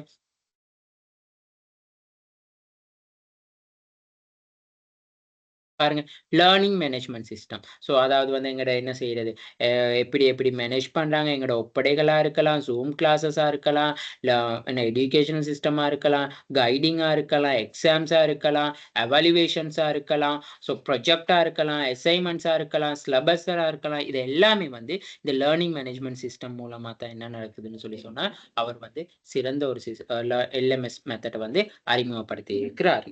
சரியா? ஸோ அப்ப இவர் வந்து அந்த கல்வியாளரோட தேவை எங்க நாங்க யாரு அந்த என்ன சொல்ற கல்வி கற்கிற ஸ்டூடெண்ட் தேவை என்ன, கல்வி கற்றுக் கொடுப்போட எதிர்பார்ப்பு என்ன, சோ அது எல்லாத்தையும் வந்து நிறைவேற்றுறதுக்காக வந்து இவர் பல்வேறு தொழில்நுட்ப தொடர்புகளை வந்து எளிதாக்குறதுக்கு வந்து இவர் ஆன்லைன் தளத்தை வந்து உருவாக்குனார்னு சொல்லி சொன்னா இந்த அஷன் மலலசேகர தான். ஓகே, அடுத்தது இவர் வந்து எப்படி இந்த எக்ஸ்பேன்ஸ் பண்ணாரு, இவர் பிசினஸ் வந்து எப்படி எக்ஸ்பேன்ஸ் பண்ணாரு, அதுல என்னென்ன இன்னோவேஷன்ஸை கொண்டு வந்தாரு, அதாவது வந்து இவர் சந்தையை எப்படி விரிவுபடுத்தினாரு, அது மட்டும் இல்லாம இவரால் அறிமுகப்படுத்தப்பட்ட என்ன சொல்றது புத்துருவாக்கங்கள் என்ன, இனோவேஷனால் புத்துருவாக்கம் புதிய ஒரு விஷயத்த உருவாக்குறதுன்னு சொல்லி சொல்றோம். அப்ப அந்த ஆன்லைன் எஜுகேஷன் பிளாட்ஃபார்ம் வந்து இவர் ஸ்டார்ட் பண்ணாரு. அதாவது வந்து தன்னோட ஆரம்ப எல்எம்எஸ் வெற்றி அதாவது வந்து என்ன சொல்றது LMS learning management system success ஆன பிறகு வந்து இவர் இந்த ஆன்லைன்ல வந்து லேர்னிங் சிஸ்டம் அதாவது ஆன்லைன் எஜுகேஷன் பிளாட்ஃபார்ம் வந்து விரிவாக்குனாரு. ஸோ அதன் மூலமா வந்து எல்லாரும் பல்வேறு வயது குழுக்கள் பாடங்கள் பாடசாலை மாணவர்கள்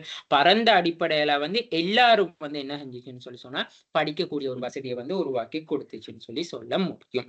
அடுத்தது வந்து ஆன்லைன் எஜுகேஷன் பிளாட்ஃபார்ம் உடைய என்ன சொல்றது எஜுகேஷன் டெக் சொல்யூஷன்ஸ் அதை வந்து நாங்க சொல்றது வந்து என்னதுன்னா இடெக் சொல்யூஷன் சொல்லி சொல்றது.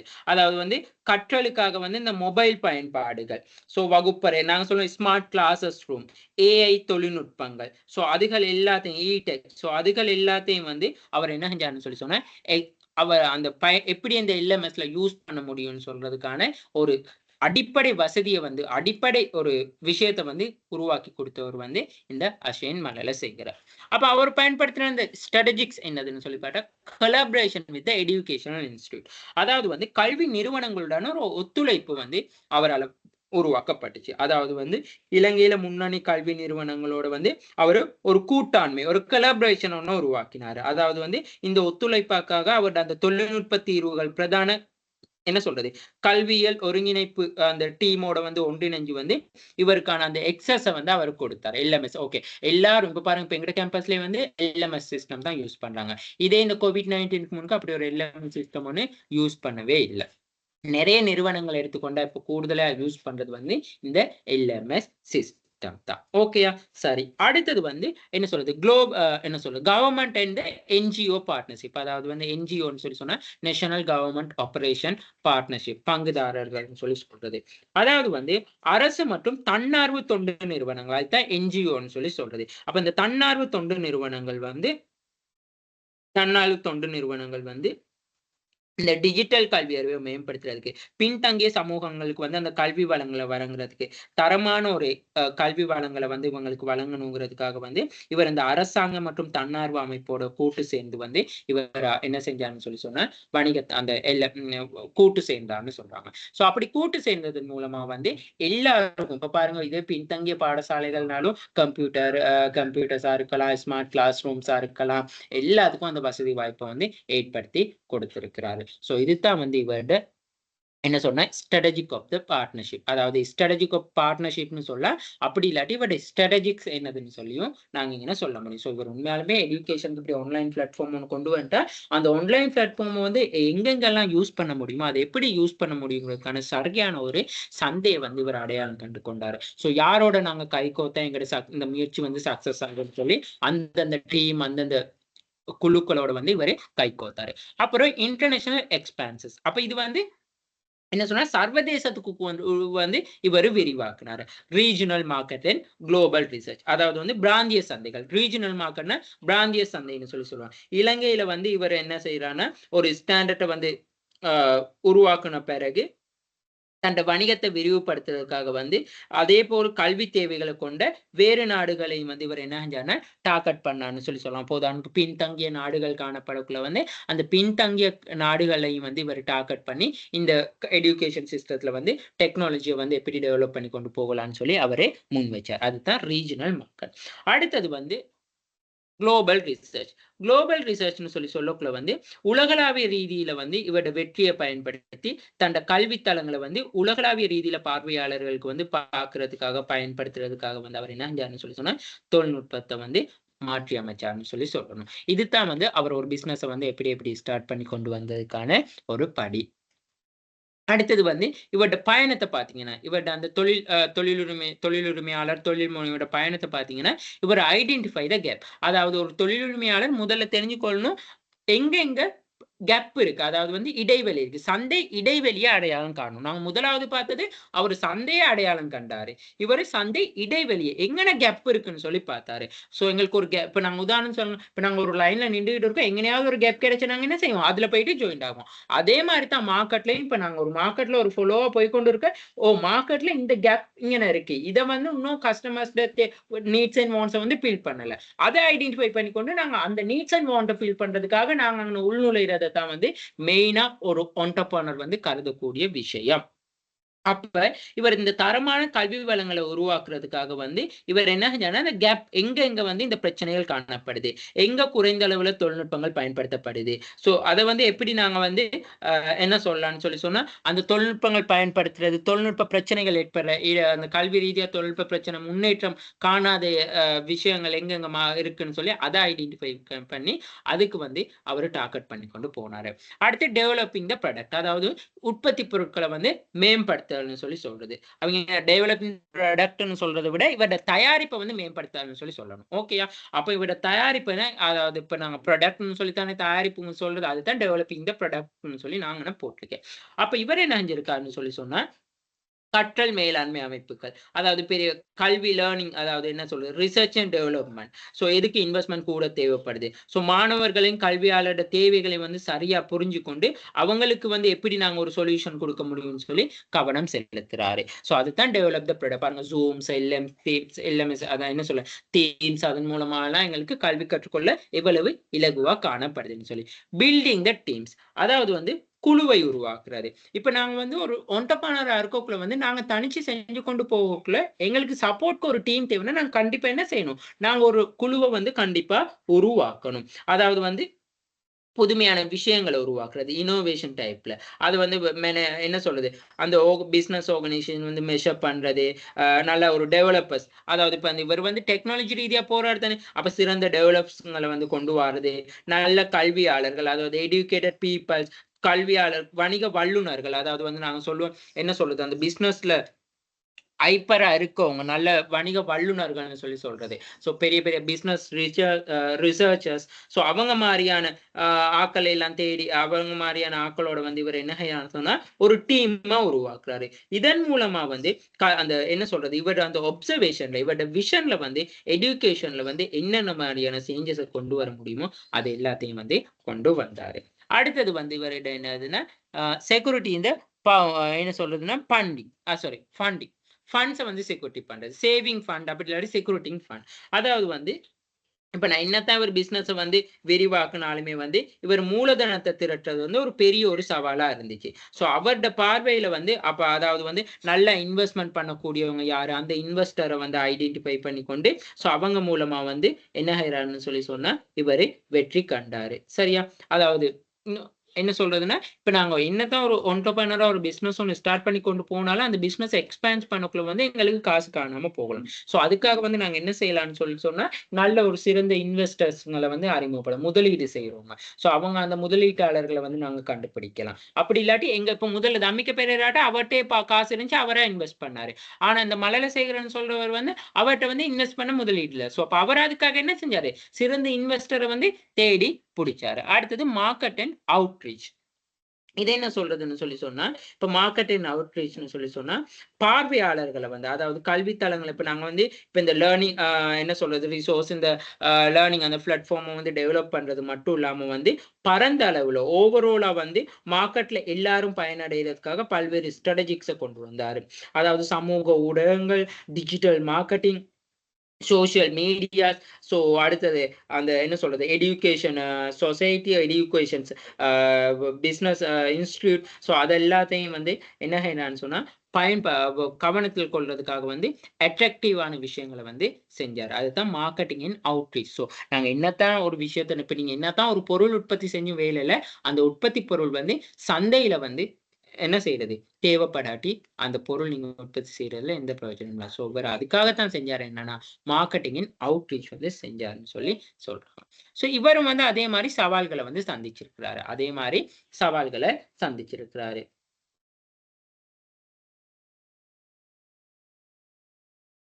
டெக்னாலஜி ரீதியா பேரியர்ஸ், தொழில்நுட்ப தடைகள், அதாவது வந்து எல்லா இடத்துலயும் வந்து இவர் வந்து டெக்னாலஜியை வந்து சக்சஸ்ஃபுல் ஆக்க முடியாது. உதாரணம் பாருங்க, இப்ப இதே கொழும்புல அப்படி இருக்கக்குள்ள டெக்னாலஜி, இதே அன்றாத பத்தியில சைட்ல இருக்கிற டெக்னாலஜி வந்து என்ன நடக்கும், டோட்டலா டிஃப்ரெண்டா இருக்கும். ஸோ அதுதான் தொழில்நுட்ப ரீதியா கடக்க வேண்டிய பல்வேறு சவால்கள் காணப்படுச்சு. அதாவது சரியான ஒரு டெக்னாலஜி இல்ல, அந்த டெக்னாலஜிக்கான சொல்யூஷன்ஸ் இல்ல, டெக்னாலஜி வந்து பயன்படுத்தக்கூடிய மாதிரி ஒரு பாதுகாப்பு, ஒரு ப்ரொடெக்ஷன்ஸ் இல்ல, யூசர்ஸ் இல்ல.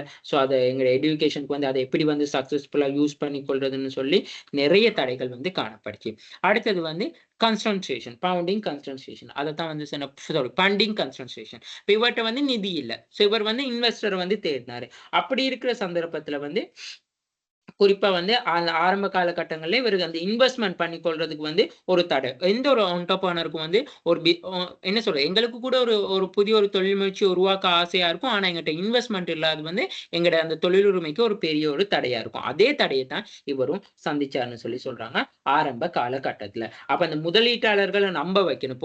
இப்ப நீங்க ஒரு இன்வெஸ்டர் வந்து இன்வெஸ்ட் பண்ணணும்னு சொல்லி அவர நம்ப வைக்கிறதுக்காக உங்களோட பிசினஸ்ன்ற இம்பார்ட்டன்ஸ், உங்களோட பிசினஸ்ன்ற ஆப்ஜெக்டிவ், உங்களோட பிசினஸ்ன்ற கடந்த சக்சஸ், சோ இனி இன் ஃபியூச்சர் ஃபோர்காஸ்டிங் அது எல்லாத்தையும் வந்து அவருக்கு தெளிவுபடுத்தணும். தெளிவுபடுத்தினா தான் அவர் என்ன செய்வாரு? இன்வெஸ்ட் பண்ணுவாரு. அப்படி இல்லாட்டி எக்காரணம் கொண்டு அவரு இன்வெஸ்ட் பண்ண மாட்டாரு. சோ அதெல்லாம் கூட ஒரு தொழிலுரிமையாளருக்கான தடைகள் தான். மார்க்கெட் பெனட்ரேஷன், அதாவது சந்தை ஊடுருவல்னு சொல்லி நாங்க இத சொல்லுவோம். அதாவது வந்து கல்வித்துறை நுழைவதற்கு வந்து அது பெரும்பாலும் வந்து மாற்றங்கள வந்து அதாவது எதிர்க்கும். இப்போ உதாரணத்துக்கு வந்து இப்ப நாங்க கல்வித்துறையில ஒரு ஒரு சேஞ்சஸ் செய்றதுன்னு சொன்னா, அது பெரிய அளவுல வந்து ஒரு என்ன செய்றதுன்னு சொன்னா, எதிர்பார்க்கக்கூடிய விஷயம். பட் ஆனா அது வந்து எங்களுக்கு நெனச்ச உடனே வந்து சேஞ்ச் பண்ண முடியாது. உதாரணம் நல்ல ஒரு எக்ஸாம்பிள் தான் எங்க கேம்பஸ்ல வந்து ஆரம்பத்துல வந்து அசைன்மென்ட்டா இருக்கலாம், எக்ஸாமா இருக்கலாம் எல்லாமே பிசிக்கல் தான். அதாவது அசைன்மென்ட் சப்மிட் பண்றது பிசிக்கல்ல, எக்ஸாம் எல்லாமே பிசிக்கல்ல தான். சோ அப்படி இருக்கிற சந்தர்ப்பத்துல இந்த COVID-19 பிறகு எங்களுக்கு அது ஒரு பெரிய கேம்பஸ்க்கு சவாலா இருந்துச்சு. சோ அப்படி கேம்பஸ்க்கு சவாலா இருக்கக்குள்ள தான் அப்ப அவங்க எல்எம்எஸ் என்ன சிஸ்டம் எல்லாம் கொண்டு வந்து அசைன்மென்ட் ஆன்லைன்ல அப்லோட் பண்ற மெத்தட் கொண்டு வந்து, ஆன்லைன் எக்ஸாம்ஸ் கொண்டு வந்து, சோ ஆன்லைன் எஜுகேஷன் அதாவது லேர்னிங் மெத்தட்ஸ் கொண்டு வந்து எல்லாமே. அதே வந்து ஸ்கூல்ஸ் எல்லாமே வந்து ஐடென்டிஃபை பண்ணிக்கொண்டாங்க. அப்ப ஆரம்பத்துல வந்து ஸ்கூல் போயிட்டு தான் படிச்சோம். அப்புறம் அந்த கோவிட் டைம் அதுல எல்லாம் வந்து என்ன நடந்துச்சுன்னு சொல்லி சொன்னா, நாங்க வீட்ல இருந்தவாறே கற்றல் நடவடிக்கைகள வந்து மேற்கொண்டோம். அப்ப அதுதான் வந்து என்ன சொல்றாங்கன்னு சொன்னா, மார்க்கெட் பெனட்ரேஷன் சந்தைய வந்து ஊடுருவுறது வந்து ரொம்ப கஷ்டமா இருந்துச்சு. அது ஒரு தடையா இருக்கும் ஒரு என்டர்பிரினருக்கு. ஒரு தொழிலுரிமையாளர் வந்து சந்தையில நினைச்ச உடனே வந்து கால் பதிக்கவும் முடியாது. சோ அவர் பல்வேறு தடைகள தாண்டணும், பல்வேறு சவால்கள் இருக்கலாம் அந்த மாரி. அடுத்தது வந்து ரெகுலேஷன் கம்ப்ளைண்ட்ஸ் இஷ்யூஸ். அதாவது வந்து இப்ப எந்த ஒரு பிசினஸஸ் இதாக்குனாலுமே வந்து அதற்கான வந்து ரெகுலேஷன்ஸ், அதாவது ரூல்ஸ் அண்ட் ரெகுலேஷன்ஸ் இருக்கும். 1008 ரூல்ஸ் கொண்டு வருவாங்க. சோ அந்த ரூல்ஸ் எல்லாம் ஃபாலோ பண்ணணும். சோ அதாவது வந்து இப்ப என்ன சொல்றது? இப்ப இவர் வந்து நேஷனல் டொமஸ்டிக் கண்ட்ரி மட்டும் இல்லாம இன்டர்நேஷனல் லெவலுக்கும் போனாரு. அப்ப அந்த இன்டர்நேஷனல் லெவலுக்கு வரைக்கும் சோ அதுல இருக்க ரூல்ஸ் அண்ட் ரெகுலேஷன் பின்பற்றணும். சோ அதெல்லாமே வந்து இவருக்கு ஒரு சவாலா இருந்துச்சுன்னு சொல்லி சொல்லலாம். அடுத்தது வந்து ஸ்கேலிங் ஆப்பரேஷன்ஸ், அதாவது வந்து இதுங்கெல்லாம் ஸ்டார்ட் பண்ணி கொண்டு போக்குள்ள வந்து சில சில தடைகள் காணப்படும். ஸோ அதெல்லாம் தான் இவர் கண்டு இது இவர் என்டர்பிரினரா இவர் பிசினஸ் நடத்தி கொண்டு போக்குள்ள அடையாளம் காணப்பட்ட தடைகள். ஸோ இப்ப ஆகவே வந்து அசைன்மலையில செய்கிற தொழில் முனைவர் வந்து அவருடைய ஆர்வம், அவருடைய இனோவேஷன், அவருடைய வந்து என்ன ஸ்ட்ராட்டஜிக்கான ஒரு பிளானிங் வந்து அவருடைய பிசினஸ்க்கு வந்து வெற்றி கண்டுச்சுன்னு சொல்லி சொன்னா அது மிகையாகாது. இவருடைய கல்வித்துறையில வந்து முக்கியமான தேவைகள் என்னன்னு கண்டறிஞ்சு அதுல நவீன தொழில்நுட்பங்களை பயன்படுத்தி அத தீர்வுகள வந்து முன்வைச்சாரு. அது மட்டும் இல்லாம உலகளாவிய ரீதியில வந்து இவர் பிசினஸ வந்து என்ன செஞ்சாரு? எக்ஸ்பாண்ட் பண்ணி கொண்டு போனாரு. சோ அப்போ உண்மையாலுமே இவருடைய அந்த விடாமுயற்சி, இவருடைய அந்த ஃபோர்காஸ்டிங், இவருடைய லீடர்ஷிப் ஸ்கில்ஸ் இது எல்லாமே வந்து ஒரு சிறந்த ஒரு என்டர்பிரினர்ன்னு சொல்ற விஷயத்த வந்து எடுத்து காட்டுது. ஆகவே வந்து ஒரு தொழில்நுட்பத்தினூடாக கல்விக்கு வந்து அவர் ஆற்றிய பங்களிப்பு, சோ அவரோட பார்ட்டிசிபேஷன், அவரோட கன்ட்ரிபியூஷன் வந்து ரொம்ப இம்பார்ட்டன்ஸ் ஆனது. சோ அது மட்டும் இல்லாம இலங்கைக்கு அப்பால் இல்லாம எதிர்காலத்துல இருக்க ஒவ்வொரு முயற்சியாளர்களுக்கும் வந்து இது வந்து என்னதுன்னு சொல்லி சொன்னா இம்பார்ட்டன்ட்ன்னு சொல்லி நாங்க அவர முடிக்கிறோம். சோ இதுதான் அவரோட கருத்துக்கள். ஓகே. சோ அப்ப நான் இங்க சொன்ன விஷயங்கள வந்து நீங்க கண்டிப்பா வந்து எழுதணும். சோ அதே மாரி தான் தர்ம அ என்ன சொல்றது? தேசமானிய doctor Lalith Kotelawala. Doctor Lalith Kotelawala main சொன்னாலே எங்களுக்கு பல்கலைக்கழகங்கள், செலின்கோ இன்சூரன்ஸ், காப்புறுதி நிறுவனம், செலான் பேங்க். இது எல்லாமே வந்து டாக்டர் லலித் கொத்தலாவல பாருங்க. செலின்கோ insurance.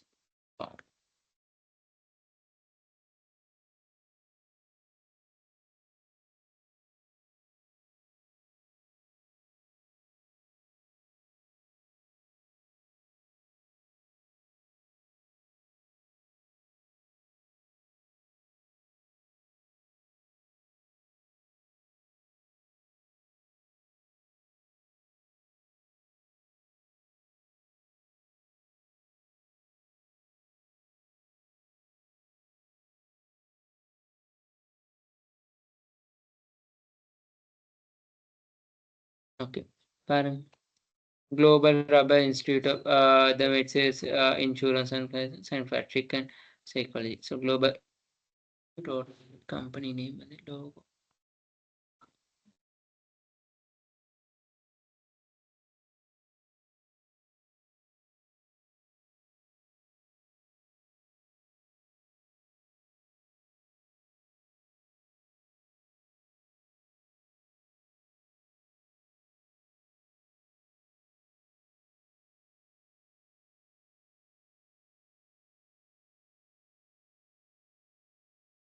Normally Selinco General Insurance, Sri Lanka Selinco Group founder Lalit Kotalawala. Sri Lanka Selinco Group founder யாரு? லலித் கொத்தலாவல. ஃபவுண்டர்னு சொன்னா அதை நிரூபிச்சவர், நிறுவனவர். Okay sir. ஸோ அதை எக்ஸாம்பிளுக்காக நான் உங்களுக்கு அதை காட்டினேன். ஓகே, நாங்கள் செய்ய இவர் தான் அந்த தேசமானிய விருது. இவருக்கு தேசமானிய விருதும் வந்து கிடைச்சிச்சு. கலாநிதி பட்டம்னு சொல்லி நாங்க அதை சொல்றது. தமிழ்ல வந்து கலாநிதி, அதாவது தேசமானிய கலாநிதி லலித் கொத்தலாவலன் சொல்லித்தான் நாங்க சொல்லுவோம். அவரும் வந்து ஒரு இலங்கையில காணப்பட்ட வெற்றிகரமான தொழிலதிபர் ஆகும். அப்ப இவர் வந்து என்னதுன்னு சொல்லி சொன்னா, வங்கி மற்றும் காப்பீடு துறையில வந்து குறிப்பிடத்தக்க பங்களிப்பு ஆற்றியவர் தான் இவர். ஸோ இவர் வந்து மெயினா வந்து என்னது, இன்சூரன்ஸ் இண்டஸ்ட்ரி, பேங்கிங் இண்டஸ்ட்ரி, இது ரெண்டுடையும் வந்து மெயினா ஒரு பெரிய அளவு பார்ட்டிசிபேஷன் வந்து இவர் கொடுத்திருக்காரு. அவர் வணிகத்துல வந்து தொடக்கத்துல இருந்து வெற்றிகரமான நிறுவனங்களை நிறுவுவது வரையில வந்து இவர் பாரிய அளவு அவரோட பயணம் வந்து தொழில் முனைவோருக்கான ஒரு சிறந்த படிப்பினைகளை வந்து ஒரு தொழில் முனைவோராக வர்றதுக்காக வந்து ஒரு உருவாகிறதுக்கான படிப்பினையை வந்து இவர் வழங்கியிருக்காருன்னு சொல்லி சொல்றாங்க. சரியா? ஸோ இவர் வந்து இலங்கையில வந்து மக்கள் அணுகக்கூடிய நிதி சேவை வழங்குவதற்கான தொலைநோக்கு பார்வையோட தான் இவர் தொடங்கினாரு. ஓகே, மக்களுக்கு வந்து கண்டிப்பா காப்புறுதின்னு சொல்ற ஒரு விஷயம் வந்து தேவைப்படுது. அது மட்டும் இல்லாம நிதி சேவைன்னு சொல்ற விஷயம் தேவைப்படுது. அப்ப இவரு தொலைநோக்கா போகாஸ்டிங்கா வந்து சிந்திச்சிருக்கிறாரு. என்னைக்குமே ஒரு தொழில் முனைவோர் பத்தி எதிர்காலம் பற்றிய சிந்தனை வந்து கண்டிப்பா இருக்கணும் ஒரு தொழில் முனைவோருக்கு. அப்ப ஒரு முக்கிய ஒரு வணிகத்தை வந்து இவர் வந்து ஒரு குடும்பத்திலிருந்து வந்து அவரை பின்தங்கிய மக்களோட நிதி தேவையை வந்து எப்படி நிவர்த்தி செய்யலாம். ஸோ அதுக்காகவே வந்து இவர் என்ன செஞ்சாருன்னா வணிகத்தை உருவாக்குறதுக்கு வந்து ஒரு உத்வேகம் பெற்றார். ஒரு மோட்டிவேஷன் ஒன்று இருக்கணும். ஒரு என்டர்பிரனர் வந்து ஒரு பிரச்சனைக்கு தீர்வு சொல்யூஷன் கொடுக்கக்கூடியவரா, ஒரு பிசினஸ் உருவாக்குற ஒரு மோட்டிவேஷன் இருக்கணும். ஸோ அதுக்கான அவர் பேக்ரவுண்ட் ஒன்றும் இருக்கு. அதாவது குடும்பத்தில் அதை என்ன சொல்றாங்கன்னா, அவர் பின்தங்கி, அதாவது வந்து முக்கிய வணிக குடும்ப அதை பின்தங்கிய மக்களோட நிதி தேவையை வந்து எப்படி நிவர்த்தி செய்யறதுக்காக வேண்டியதான் இவர் வந்து பிசினஸ்களை உருவாக்குனார். ஸோ இவர் புதுமையான, அதாவது இனோவேஷன் டைப்ல வந்து இனோவேட்டிவா சிந்திச்சு வங்கி காப்புறுதி தீர்வுகளை வந்து வழங்கும் நிதி நிறுவனங்களை வந்து உருவாக்குவது தான் இவரோட ஆரம்ப இனிஷியல் ஸ்டேஜா இருந்துச்சுன்னு சொல்லி சொல்லலாம். அப்ப இவர் இனிஷியல் வெஞ்சர்னு சொல்லி சொன்னா, இவர் முதலாவது வந்து செலிங்கோ இன்சூரன்ஸ் 1987 கொத்தலாவில செலிங்கோ இன்சூரன்ஸ் வந்து நிறுவினார். கொத்தலாவில இருந்து அவரை நாங்க ஷார்ட்டன் சொல்லி தான் கூப்பிடுறது. அப்ப இவர் வந்து இலங்கையில முன்னணி காப்பீட்டு நிறுவனங்கள் ஒன்றாக வந்து இன்னைக்கும் வந்து இலங்கையில முன்னணி காப்பீட்டு நிறுவனங்கள் ஒன்றாக காணப்படுறது வந்து செலிங்கோ இன்சூரன்ஸ் தான். ஓகேயா?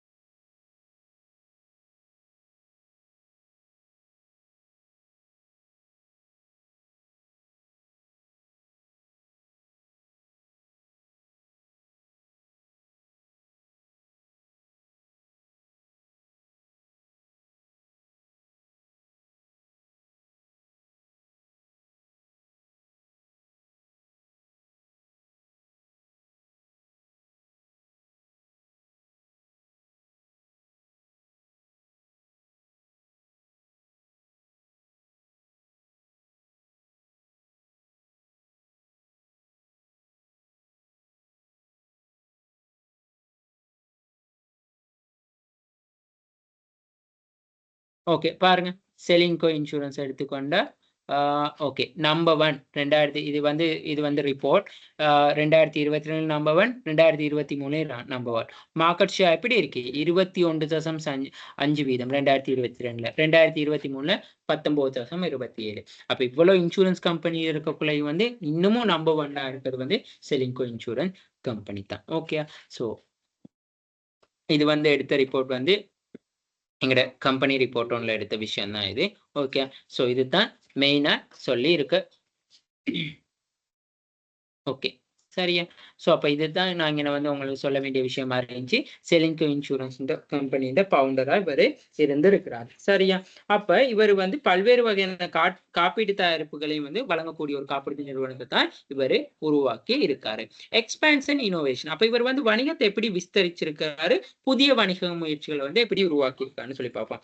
முதலாவது செலின்கோ கன்சாலிடேட்டட்னு சொல்லக்குள்ள வந்து செலின்கோ இன்சூரன்ஸ் வெற்றியை வந்து கட்டி எழுப்புறதுக்காக வந்து இவர் வந்து பல்வேறு பதாதைகள் வந்து அதாவது ஒரு பெரிய ஒரு வணிக சாம்ராஜ்யத்தை வந்து விரிவுபடுத்தியிருக்கிறாரு. அதாவது வங்கி பேங்கா இருக்கலாம், ரியல் எஸ்டேட்டரா இருக்கலாம், எஜுகேஷனா இருக்கலாம், ஹெல்த்தா இருக்கலாம், பல்வேறு துறைகள்ல வந்து இவர் என்ன செஞ்சிருக்காருன்னு சொன்னா இவர் எக்ஸ்பேன்ஸ் பண்ணியிருக்கிறாரு இவர்கிட்ட பிசினஸ். செலான் வங்கி 1987 கொத்தலாவை தான் செலன் வங்கியை வந்து நிறுவினார். ஸோ செலான் பேங்க் எடுத்துக்கொண்டாலுமே வந்து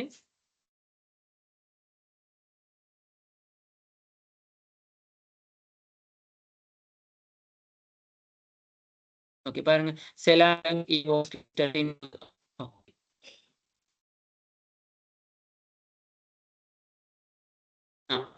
the prominent businessman Lalit Kotalawala, former chairman of Selinco Confederation, founding chairman Seylan bank. அப்ப பாத்தீங்களா செலான் பேங்கை வந்து நிறுவி இருக்கிறது யாரு?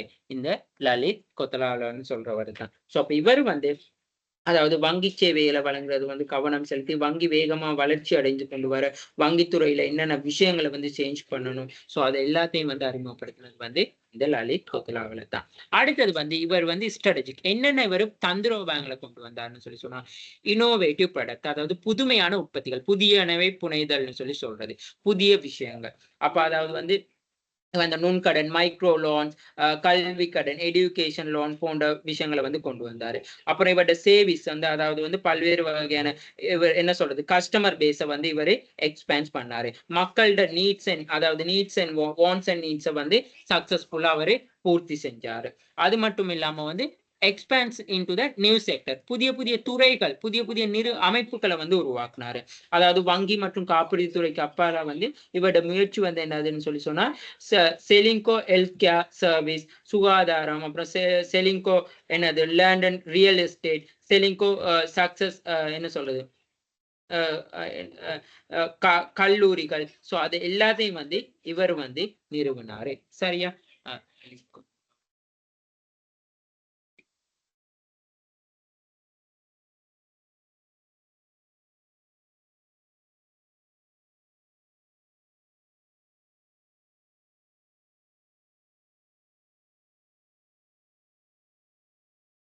இந்த பாருங்க general sir John Kotelawala defence university. Okay. So இத மெயினா வந்து இவர் வந்து பெரிய அளவுல வந்து இலங்கையில நிதித்துறையா இருக்கலாம் காப்புறுதித்துறையா அதாவது நிதித்துறையில காப்புறுதித்துறையா இருக்கலாம் வங்கித்துறையா இருக்கலாம் பெரிய அளவுல வந்து முன்னேற்றகரமான விஷயத்தை வந்து இவரு உருவாக்கி தந்துட்டு இப்ப இருக்கிறார். சரியா? அடுத்தது வந்து சொல்றாங்க வந்து கூட்டாண்மை சமூக பொறுப்பு. இதுதான் கோஆபரேட் சோசியல் ரெஸ்பான்சிபிலிட்டி. ஒரு ஒன்டர்பிரனரா இருக்கக்குள்ள வந்து அவருக்கு கண்டிப்பா வந்து சமூக ரீதியான பொறுப்பு இருக்கிறது அவசியம். சமூக ரீதியான பொறுப்புங்கிறது வந்து சமூகத்துக்கு எந்த விதமான தீங்கு விளைவிக்காத வகையில சமூகத்தின் நலன் அக்கறையா செயற்படுற வகையில வந்து ஒவ்வொரு முயற்சியாளரும் வந்து அதை இணையணும் சமூகத்துக்கு பயன் தரக்கூடிய விஷயங்களை வந்து உருவாக்குறது அதைத்தான் சொல்றது. சோ அப்ப இங்க வந்து இவர்கிட்ட வந்து இலங்கையில வந்து கல்வி சுகாதாரம் மற்றும் பேரிடர் நிவாரண முயற்சி அதாவது அந்த என்ன சொல்றது அந்த இடர் டைம்ல நிவாரண முயற்சிகளுக்கெல்லாம் வந்து இவர் பல்வேறு ஆதரவு அளிக்கும் பல முயற்சிகளை வந்து துவங்கி பல்வேறு பெருநிறுவன சமூக பொறுப்புலையும் வந்து இவர் வந்து அர்ப்பணிச்சு இருக்கிறார். இவர் தான் அதுதான் வந்து கூட்டாண்மை இவர் என்ன சொல்றது கோஆபரேஷன் சோசியல் ரெஸ்பான்சிபிலிட்டின்னு சொல்றது. ஓகே.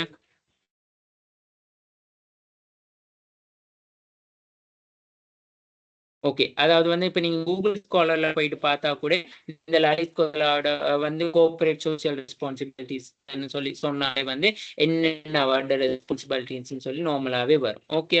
ஸோ அவரோட பாருங்க இந்த கல்வித்துறையா இருக்கலாம் சுகாதாரத்துறையா இருக்கலாம் நிறைய துறைகள்ல வந்து இவரோட சக்சஸ் வந்து கொண்டு போய் கொண்டு போயிட்டு இருக்கிறாங்க. ஓகே.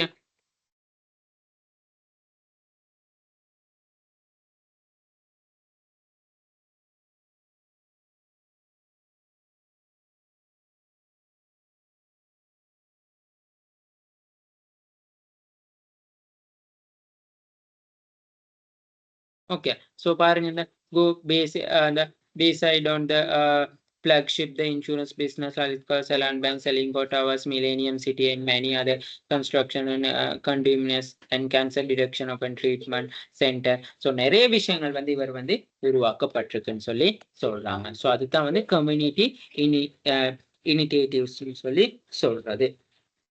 சமூக முன்முயற்சிகள்னு சொல்லி சொல்றது இனிஷியேட்டிவ். அடுத்தது வந்து இவட கடந்து வந்த பாதையில விஷன் அண்ட் மிஷன். இவட தொலைநோக்கு மற்றும் பணி, அதாவது சமூகத்துல அனைத்து பிரிவினருக்கும் அணுகக்கூடிய மாதிரி நிதி சேவைகளை வழங்குறதுக்கு வந்து இவர் மெயினா இருந்தார். இவட main objective vision and mission சொல்றாரு வந்து அனைத்து பிரிவினர்களுக்கு வந்து நிதி சேவை வந்து பெற்றுக் கொடுக்கிறது தான் இவட மெயின் விஷன் அண்ட் மிஷனா இருந்துச்சு. அது மட்டும் இல்லாம வந்து ஒரு புதுமையான விஷயங்கள், அதாவது ஃபைனான்சியல் சொல்யூஷன், வாடிக்கையாளருக்கான வேல்யூ, அதாவது வந்து என்ன சொல்றது, வாடிக்கையாளரோட சாட்டிஸ்பிகேஷன் வந்து உருவாக்குறது தான் இவரோட மெயின் நோக்கமா இருந்துச்சு. சரியா? அடுத்தது வந்து இவரோட பில்டிங் த ஸ்ட்ராங் பிராண்ட். அப்ப அதாவது வந்து இப்ப செலிங்கோ இன்சூரன்ஸ் மற்றும் செலான் வங்கியை நிறுவுறது, அவரோட பிராண்ட் இன்னும் செலிங்கோ இன்சூரன்ஸ்னா அது பிராண்ட். அந்த பிராண்டை வந்து யாராலையும் வந்து இக்னோர் பண்ண முடியாது. Ceylinco on the spot, Ceylinco on the spot. So அந்த பிராண்டை வந்து ஒரு தொழில் முயற்சியாளர் இன்னொரு விஷயம் தான் வந்து தன் வணிக பெயரை வந்து சந்தையில நிலைநிறுத்திக் கொள்றதுக்கு முயற்சி செய்யணும். ஸோ அது இவர்கிட்ட வந்து அந்த விஷயம் அங்கே கண்டிப்பா காணப்படுது.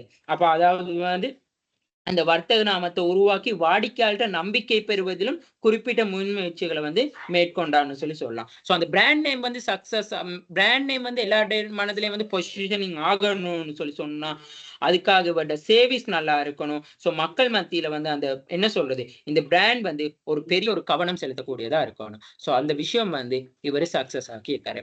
அடுத்தது வந்து டிவர்சிபிகேஷன், அதாவது பல்வகைப்படுத்தல். அதாவது இவர் என்ன சொல்றான்னு சொன்னா இவர் பல்வகைப்படுத்தல் முக்கியத்துவத்தை உணர்ந்து பல்வேறு துறைகளை வந்து இவர் என்ன செஞ்சிருக்காருன்னு சொன்னா எக்ஸ்பேண்ட் பண்ணியிருக்காரு. அது எந்த ஒரு தொழில்துறையா இருந்தாலுமே வந்து தொழில்துறையை சார்ந்திருப்பதை குறித்து பல முயற்சிகள்ல வந்து பல என்ன சொல்றது, பல பிசினஸ்கள்ல வந்து இவரு இன்வெஸ்ட் பண்ணியிருக்காருன்னு சொல்றாங்க. இனோவேஷன், அதாவது வந்து புதுமையான நிதி தயாரிப்புகள், சேவையை அறிமுகப்படுத்துறது, அதாவது வந்து ஒரு காம்படிட்டிவான ஒரு ஆர்கனைசேஷன் வந்து உருவாக்கணும்னு சொல்லி இவரு மெயினா நோக்கம் செலுத்தினாரு. அப்ப புதிய தயாரிப்புகள் கண்டுபிடிப்புகளுக்கு முக்கியத்துவம் கொடுத்தாரு. இது அது மட்டும் இல்லாம வந்து இப்ப மார்க்கெட்ல வந்து ஒரு மார்க்கெட் வந்து எப்படி சரியா ஐடென்டிஃபை பண்ணி கொள்றது, ஒரு காம்படிட்டிவான மார்க்கெட் எப்படி ஐடென்டிஃபை பண்ணி கொள்றதுன்னு சொல்லி இவர் அதுக்காக பெரும் முயற்சிகளை வந்து எடுத்திருக்கிறாரு. அடுத்தது கம்யூனிட்டி ஃபேக்டர், சமூக கவனம், அதாவது சமூக பொறுப்பு மற்றும் சமூக ஆதரவுக்காக ஒரு முயற்சியாளர் வந்து சமூக பொறுப்புகளை கரிசனை செலுத்தினா சமூக ஆதரவு ஆட்டோமேட்டிக்கா அவருக்கு வந்து கிடைக்கும். ஸோ அதாவது வந்து நிறுவனங்கள், பெருநிறுவனங்கள், அதாவது வந்து சமூகத்துல வந்து இவர் நல்ல ஒரு எண்ணம் மற்றும் வாடிக்கையாளர் விசுவாசத்தை வந்து உருவாக்குச்சுன்னு சொல்லி சொல்லலாம் இந்த கம்யூனிட்டி ஃபோக்கஸ் மேல. சரியா? அடுத்தது இவர்ட சேலஞ்சஸ் என்ன, அதே மாதிரி எந்த ஒரு வணிகத்தை எடுத்துக்கொண்டாலும் இந்த ரெகுலேட்டரி ஆஃப் த என்வாயர்மெண்ட், அதாவது வந்து ஒழுங்குமுறை சூழல். அப்ப இலங்கையில வந்து சிக்கலான ஒரு சூழல் வந்து இருந்துச்சு. ஒரு நிதி நிறுவனங்களா இருக்கலாம், இப்ப ஏதாவது ஒரு விஷயத்த வந்து செஞ்சு கொண்டு வரக்குள்ள வந்து மக்கள் மத்தியில ஒரு விழிப்புணர்வு தேவை, பல்வேறு ஸ்ட்ராட்டஜிக் பிளானிங் தேவை. ஸோ அதுக்கெல்லாம் வந்து இவருக்கு வந்து ஒரு தடையா இருந்துச்சுன்னு சொல்லி சொல்லலாம். எக்கனாமிக் இன்ஸ்டாபிலிட்டி, அதாவது பொருளாதார ஸ்திரமின்மை. சில காலகட்டங்களில் இலங்கையில வந்து பொருளாதாரம் வந்து ஏற்ற இறக்கமா இருந்துச்சு, அப் அண்ட் டவுனா இருந்துச்சு. ஸோ அந்த மாதிரியான டைம்ல எல்லாம் வந்து இவரோட பொருளாதார வீழ்ச்சி வந்து இவரோட பிசினஸை வந்து தாக்கம் செலுத்தினுச்சு. அதனால இவர் இடர்கள், பல்வேறு வகையான ரிஸ்கை சந்திக்க வேண்டி வந்துச்சு. மெதுவா சரியா? காம்படிஷன், போட்டி, அதாவது வங்கி மற்றும் காப்பீட்டு துறையில வந்து கடுமையான போட்டியை வந்து எதிர்கொள்றது ஒரு சவாலா இருந்துச்சு. அப்ப இந்த ஒரு இன்சூரன்ஸ் கம்பெனில இன்னோவேஷனா வந்து இன்சூரன்ஸ் ப்ராடக்ட் கொண்டு வரல, பேங்கிங் இண்டஸ்ட்ரியில எப்படி ஒரு இன்னோவேஷன்ஸ் கொண்டு வரலாம்னு சொல்லி பல்வேறு போட்டியாளர்களை விட அவரோட அந்த இனோவேஷனிலேயே தான் வந்து அந்த செலான் பேங்கா இருக்கலாம், செலிங்கோவா இருக்கலாம், இன்னும் முன்னிலையில இருக்கிறாங்க. சரியா? அடுத்தது வந்து ஆபரேஷன் சேலஞ்சஸ், அதாவது வந்து இதை நாங்க செயற்படுத்தி கொண்டு போக்குள்ள வந்து பல்வேறு சவால்கள் இருக்கலாம்.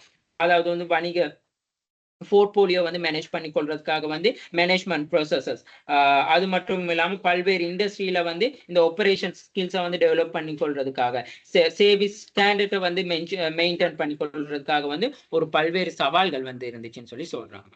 அடுத்தது வந்து சீரிஸ் மேனேஜ்மெண்ட், அதாவது வந்து என்ன சொல்றது, அதாவது வந்து நெருக்கடியானது. செலிங்கோ குழுமத்துல வந்து ஒரு அங்கமா தான் கோல்டன் கிரெடிட் கார்டு நிறுவனம் சரிவு. ஸோ இது குறிப்பிடத்தக்க நெருக்கடி வந்து என்ன செய்யறதுன்னு சொன்னா சட்டம், நிதி மற்றும் நட்பெயர் வீழ்ச்சிக்கு வழி செலுத்த வேண்டியிருந்தது. ஸோ பின்னடைவு மற்றும் நெருக்கடி மேலாண்மை திறன்கள் வந்து இவருக்கு வந்து அது ஒரு என்ன சொல்றதுன்னு சொன்னா ஒரு சவாலா இருந்துச்சுன்னு சொல்லலாம். அதாவது வந்து இங்க வந்து மெயினா என்ன கோல்டன் கீ கிரெடிட் கார்டு நிறுவனம் வந்து சரிவடைஞ்சு அதுவும் இந்த கொதலாவல அண்ட் ஃபவுண்டர்ஸ்லேயே வந்து உருவாக்குனது தான். ஸோ அப்படி உருவாக்குல வந்து மற்ற நிறுவனங்களுக்கு வந்து சற்று ஒரு பாதிப்பு வந்து உருவாகுச்சு. ஆகவே வந்து இந்த லலித் கொத்தலாண்ட தொழில் முனைவு பயணம் வந்து சொல்றது வந்து ஒரு தொலைநோக்கு போகாஸ்டிங் இனோவேஷன், அதாவது பின்னடைவு. அதாவது இப்ப பின்னடைவுன்னு சொன்னா இப்ப நாங்க உண்மையாலுமே அந்த டவுன் ஆகி கொண்டு இருக்கிற காலப்பகுதியில எப்படி நாங்க வந்து அது ஸ்ட்ரென்த்தா நிலைநிறுத்துறது. ஸோ அதுக்காக வந்து அவர் பல்வேறு துறைகள்ல வந்து இன்வெஸ்ட் பண்ணது, பல்வேறு துறைகள்ல இருக்கிற காப்புறுதியா இருக்கலாம், வங்கியா இருக்கலாம், அதை வந்து சவாலா எடுத்து செஞ்சு கொண்டு போனது.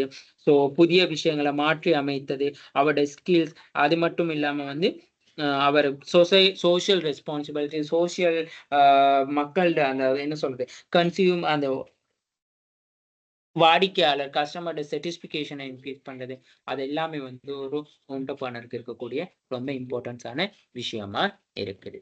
ஓகே, அடுத்தது வந்து ஒட்டாரா குணவர்தன. இப்ப இந்த ஒட்டாரா குணவர்தனை பத்தி சொல்றதுனாலும் இந்த ஒட்டாரா குணவர்தனை வந்து யாருன்னு சொன்னா சில்லறை, அதாவது வந்து நாங்க சொல்றது ஃபேஷன் டிசைன்ல வந்து இவரு தான் தலை சிறந்த பெண்ல இப்ப நாங்க இவ்வளவு தூரம் படிச்சுட்டு வந்தது எல்லாமே வந்து யாரு ஆண் தொழில் முயற்சியாளர்கள். இலங்கையில வந்து ஒரு சிறந்த பெண் முயற்சியாளருக்கான எடுத்துக்காட்டாக அந்த ஒட்டாரா குணவர்தனை காணப்படுறாங்க. அதாவது வந்து இவர் இந்த சில்லறை மற்றும் அதைத்தான் நாங்க சொல்றோம் Sri Lanka entrepreneur year pioneering working the retailer and fashion industry. அதாவது சில்லறை மற்றும் ஃபேஷன் துறையில வந்து ஒரு முன்னோடி பணிக்காக வந்து இலங்கையில முக்கியமா இருக்கிற பெண் தொழில் முனைவோர்ல இவரும் ஒருத்தர். சரியா, வெற்றிகரமான சில்லறை வர்த்தக முதிரையில வந்து அதாவது ஒடல் நிறுவனத்தை வந்து இவர் தான் வழி நடத்தி கொண்டு போறோரு. இவர் வணிகத்துக்காக புதுமையான விஷயங்கள், அதாவது அணுகுமுறைகள், நாங்க சொல்றது என்ன அது இனோவேஷன் அப்ரோச்சஸ், அப்புறம் என்ன சொல்றது அதாவது ஸ்டாண்டிங் டெவலப்மெண்ட். ஸோ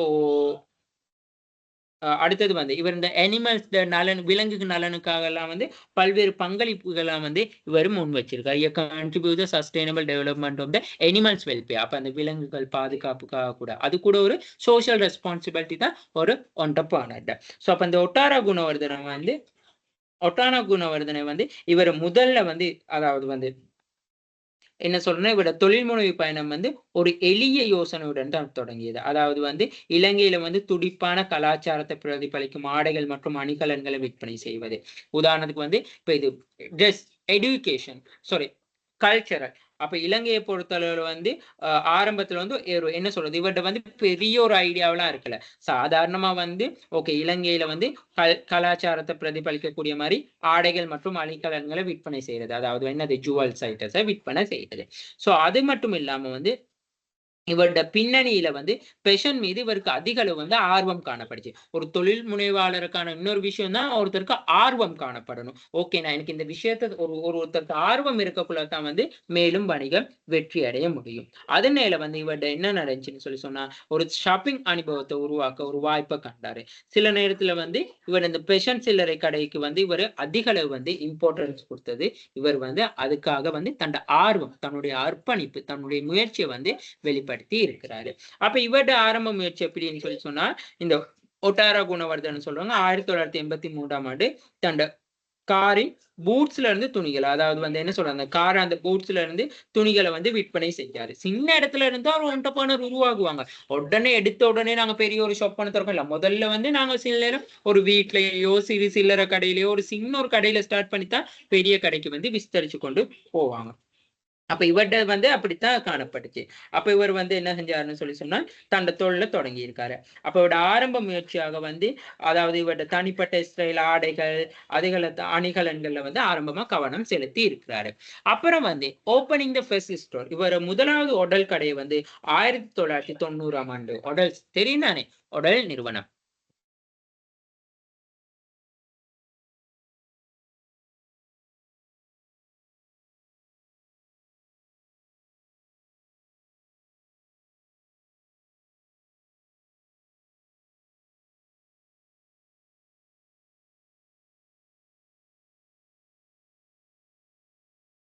ஓகே, உடல் நிறுவனம் சரியா.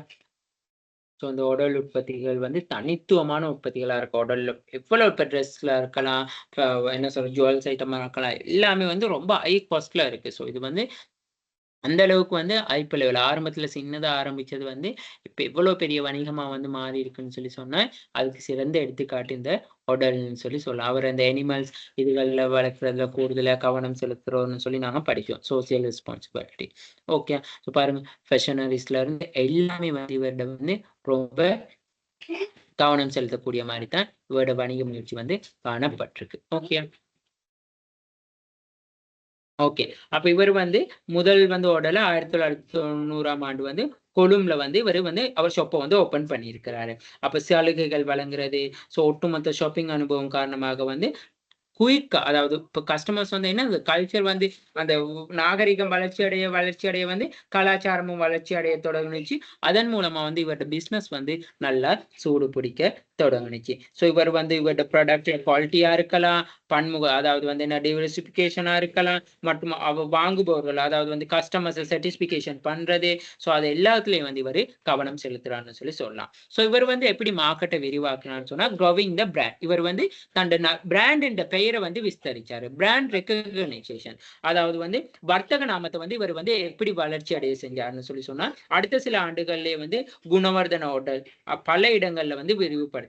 அதாவது இந்த ஒட்டாரா குணவர்தன ஹோட்டல் நிறுவனம் ஆரம்பத்துல கொழும்புல ஆரம்பிச்சது, பல பிரான்ச்சஸ வந்து இவரு கொண்டு வந்தாரு.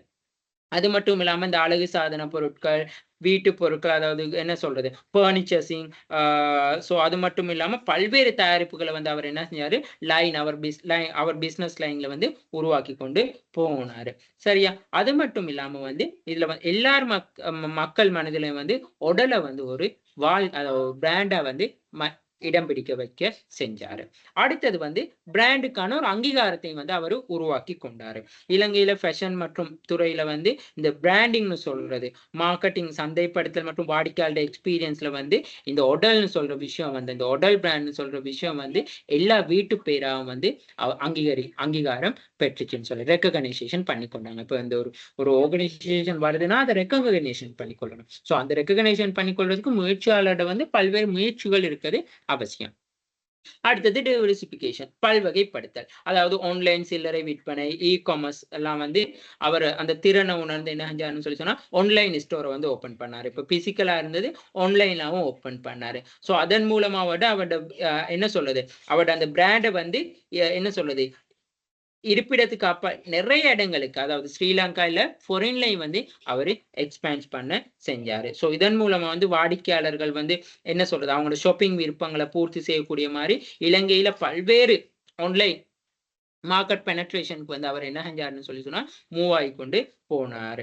அடுத்தது வந்து சோசியல் ரெஸ்பான்சிபிலிட்டி என்ன சொல்றது கோஆபரேட் சோசியல் ரெஸ்பான்சிபிலிட்டி. அதாவது வந்து தன்னோட வணிக இந்த பிசினஸ் மாடல்ல வந்து அந்த ஸ்டாண்டர்ட் அதாவது வந்து சோசியல் ரெஸ்பான்சிபிலிட்டி சுற்றுச்சூழல் பாதுகாப்பை மேம்படுத்துறது. அது மட்டும் இல்லாம வந்து என்ன சொல்றது லோக்கல் இலங்கையில இருக்கிற கைவினைஞர்கள் அதை ஊக்கப்படுத்துறது ஆதரிக்கிறது. விலங்கு நலனுக்காக வந்து நிறைய அளவுல வந்து அவர் என்ன செஞ்சிருக்காருன்னா அந்த அனிமல்ஸ் கேரிங்காக வந்து வாதிட்டு இருக்காரு. நிறைய விஷயங்கள் வந்து என்ன செஞ்சிருக்காருன்னு சொன்னா அவரு கொண்டு வந்து சோசியல் ரெஸ்பான்சிபிலிட்டா இருக்கும். இன்னொரு விஷயம் தான் நான் சொல்ல எடுத்த விஷயம் ஒரு முயற்சியாளர் வந்து தொழிலை வந்து உருவாக்குபவர் அதாவது என்ன சொல்றது வேலை வாய்ப்புகளை உருவாக்கி கொடுக்கக்கூடியவராக இருக்கணும். அப்ப அதுல ஒட்டாரா வந்து என்ன செஞ்சாருன்னு சொன்னா நிறைய இலங்கையில காணப்படுகின்ற கைவினைஞர்களுக்கு ஸ்ரீலங்கால இருக்க ஆர்டிஸ்டாக்களுக்கு வந்து நிறைய வேலை வாய்ப்புகளை வழங்கி இருக்கார் சொல்லி சொல்றாங்க. அடுத்தது வந்து சேல்ஸ் ஆஃப் ஆர்டர். அப்ப அதாவது வந்து இதோட விற்பனை எக்ஸிட் ஸ்ட்ராட்டஜின்னு சொல்றோம். அப்ப இந்த உடல் விற்பனை 2014 வந்து தன்னோட பங்குகளை வந்து இலங்கையில வந்து மிகப்பெரிய கூட்டு நிறுவனம் ஒன்றான சொப்லோஜிக் கம்பெனிக்கு வந்து விற்பனை செஞ்சாரு. இந்த விற்பனை வந்து அவர் தொழில் பயணத்துல வந்து ஒரு குறிப்பிடத்தக்க ஒரு மையக்கல்ல முன் வச்சிருக்கு. அதாவது சொப்லோஜிக் வந்து இப்ப வளர்ந்து வர பிசினஸ். ஆரம்பத்துல சொப்லோஜிக் வந்து என்ன சொல்றது இப்ப இன்சூரன்ஸா இருக்கலாம், மெடிக்கல்ஸா இருக்கலாம், சொப்லோஜிக் எலக்ட்ரிக்கலா இருக்கலாம், நிறைய சொப்லோஜிக் ஃபைனான்ஸா இருக்கலாம். அதே மாதிரி பண்ணி hello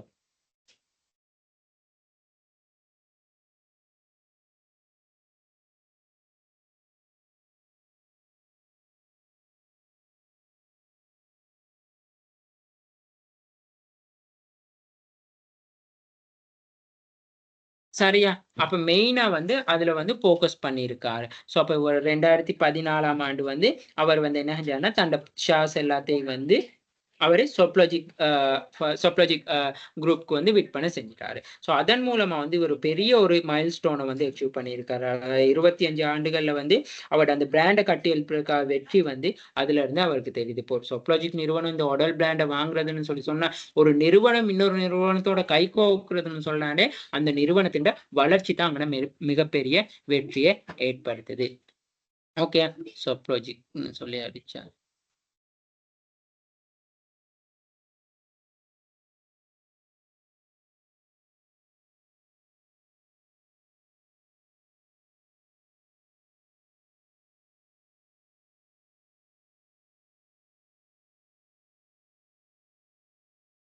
Shoplogic presently operate the 33 Odal outlets, 49 exclusive brand apparel and 4 gallery stores with the growing workforce, the more than 1,100 people in fashion. அப்பாருங்க Shoplogic வந்து அதை ஆப்பரேட் பண்ணி 33 Odal outlets இருக்கான். 33 Odals என்ன பிரான்ச்சஸ் வந்து காணப்படுதுன்னு சொல்லி. சரியா? ஸோ இது எல்லாமே வந்து உங்களுக்கு நான் எக்ஸாம்பிளாவே வந்து சொல்லி காட்டி இருக்கிறேன். சரியா?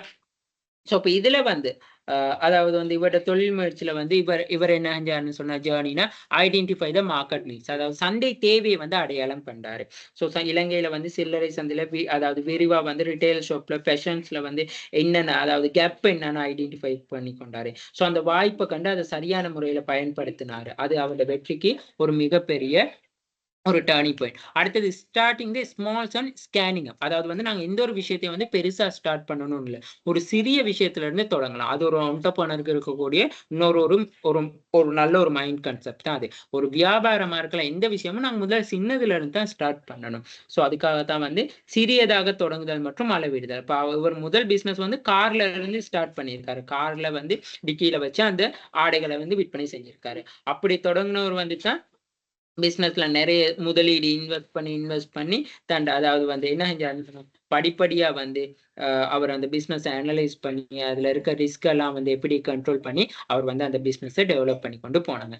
Creating the strong brand. அது மட்டும் இல்லாம இவர் வந்து அந்த பிராண்ட் ஒரு வலுவான வர்த்தக நாமத்தை, என்னதான் பிராண்ட் 1008 பிராண்ட் வந்து போகும், ஆனாலும் நாங்க அந்த பிராண்டை மைண்ட்ல வச்சிருக்கிறது தான் ரொம்ப மெயினா இருக்கக்கூடிய விஷயம். இப்ப எங்களுக்கே தெரியும், எங்க ஸ்ரீலங்கா பொறுத்து இப்போ உங்களுக்கு ஒரு சோப்புன்னு சொன்னா உங்களுக்கு டக்குன்னு எந்த பிராண்ட் ஞாபகம் வருது? இதே மாதிரி என்ன சொல்றது, வாஷிங் பவுடர்னா இது, டூத் பேஸ்ட்னா இது. உங்களுக்கு எந்த பிராண்ட் வந்து இப்ப பாருங்க, டூத் பேஸ்ட்டுக்கு வந்து நான் நிறைய விஷயத்துல வந்து சொல்லிக்கூடிய விஷயம் கேள்விப்பட்டிருப்பீங்க. மார்க்கெட்டிங் கிளாஸ் வந்திருக்கோம், உங்களுக்கு தெரியும். நாங்க டூத் பேஸ்ட்டுக்கு கூடுதல் அளவு சிக்னல்னு சொல்லி சொல்றோம். உண்மையாலுமே சிக்னல்ங்கிறது என்னது? ஒரு பிராண்ட். சிக்னல்ங்கிற சொல்லி ஒரு பிராண்ட். பெனடோல், பேராசிட்டமால் தான் அதோட கம்பெனி. பெனடோல்ங்கிறது வந்து ஒரு பிராண்ட். ஆனா நாங்க கூடுதலா வந்து என்ன சொல்றதுன்னு சொன்னா பெனடோல், அதாவது என்ன சொல்றது, பெனடோல் ஒரு காய்ச்சல்னாலும் பெனடோல் 2 போடுங்க. அந்த பிராண்ட் வந்து இப்ப அவ்வளவுக்கு என்ன சொல்றது சக்சஸ் ஆகி கொண்டு வருது. என்ன சொல்றது, வாஷிங் பவுடர் எடுத்துக்கொண்டு நிறைய பேர் என்ன சொல்லுவோம், ரின்சோ ஒன்று வாங்க, ரின்சோ. நாங்க எடுக்கிறது ஒரு வேற ப்ராடக்டா இருக்கலாம், ஆனா அந்த பிராண்ட் நேம் வந்து நாங்க என்ன உச்சரிக்கிறது, அந்த சிக்னலோ ரின்சோ பெனடோலோ ஃபார் எக்ஸாம்பிள். சரியா? ஸோ அதுதான் வந்து அப்ப பிராண்டிங், அத creating the strong brand name ஒண்ணு கிரியேட் பண்றது வந்து ரொம்ப இம்பார்ட்டன்ஸான விஷயமா இருக்கும். சரியா? அடுத்தது வந்து அப்ப இந்த பிராண்ட் ஸ்டாண்டர்டான பிராண்ட் உருவாக்கணும்னு சொல்லி சொன்னா, ஒரு தனித்துவமான அதாவது உயர்தர தயாரிப்புகள் இருக்கணும். குவாலிட்டிஸ் இருக்கணும். அது எல்லாமே மெயினா. மத்தது மார்க்கெட்ல வந்து பிரச்சாரங்கள் கூடணும். அட்வர்டைசிங்கா இருக்கலாம். சிஎஸ்ஆர் ப்ராஜெக்ட்டா இருக்கலாம். இப்ப இந்த உடல் வந்து கூடுதலா இன்னும் பிராண்டட் ஆகுனதுக்கான காரணம் வந்து இவர் வந்து அந்த சமூகத்துல விலங்கு வளர்ப்பு, விலங்கு பாதுகாப்புக்கெல்லாம் வந்து கூடுதளவு அக்கறை செலுத்துற நிலை. அடுத்தது வந்து பாருங்க, எக்ஸ்பேண்டிங் ப்ராடக்ட் லைன், அதாவது வந்து தயாரிப்பு வரிசைகளை வந்து நாங்க எக்ஸ்பேண்ட் பண்ணோம். ஸோ ஓகே, அதாவது வந்து வீட்டு அலங்கார பொருளா இருக்கலாம், அழகு சாதன பொருட்களா இருக்கலாம், ஆபரணங்களா இருக்கலாம், ஆடைகளுக்கு, அதாவது இவர் மெயினா வந்து உடல்னு சொன்னா ஆரம்பத்துல ஆடை மட்டும் தான் வித்தாரு. அந்த குளோத்திங்கை விட இன்னும் வேறையா, அதாவது வந்து என்னது, வீட்டு அலங்கார பொருட்கள் இருந்துச்சு, அழகு சாதன பொருட்கள், ஃபெஷனரிஸ், என்ன சொல்றது, ஃபேஷனபிள் ஐட்டம்ஸ் நிறைய இருந்துச்சு. என்ன சொல்றது, அடுத்தது எசசரிஸ், ஜுவல்ஸ் ஐட்டம் நிறைய இருந்துச்சு. ஸோ அது வந்து அவர் பிசினஸ் லைனை வந்து டெவலப் பண்ணி கொண்டு போனாரு, ஒண்ணுல மட்டும் இருக்காம. அதன் மூலமா வந்து வாடிக்கையாளரை வந்து வாடிக்கையாளர் தரத்தை நல்ல வகையில ஈர்த்து கொண்டார். அதாவது அவர் அட்ராக்ட் பண்ணிக்கொண்டு அவருடைய இன்கம் வந்து அதிகரிச்சு கொள்ள அவர் முயற்சி செஞ்சாரு. அடுத்தது வந்து எம்பாசிங் ஆஃப் இ காமர்ஸ். அதாவது இப்ப இவர் வந்து ஆன்லைன்ல இப்ப ஆரம்பத்துல வந்து ஒரு சின்ன கடையா பிசிக்கலா வந்து தொடங்கினது, ஆன்லைன் ஸ்டோர்ஸையும் வந்து அவரு ஸ்டார்ட் பண்ணாரு. முடியுமான மட்டும் எல்லாருக்கும் அந்த ஆன்லைன் ஸ்டோர்ஸ் வந்து போகணுங்கிறதுக்காக வந்து டிஜிட்டல் மூலமா, அதாவது வந்து நவீன தொழில்நுட்பங்கள் மூலமா வந்து ஆன்லைன் வணிக சேவையை வந்து இவர் ஆரம்பிச்சாரு. ஃபோக்கஸ் ஆன் சஸ்டைனபிலிட்டி, அதாவது நிலைத்தன்மை. சஸ்டைனபிள்னு சொன்னா நிலைத்தன்மை. இவர் வந்து தன்னோட வணிகத்தை நிலைப்படுத்திக் கொள்றதுக்காக வந்து அதிக அளவு வந்து கவனம் செலுத்தினாரு.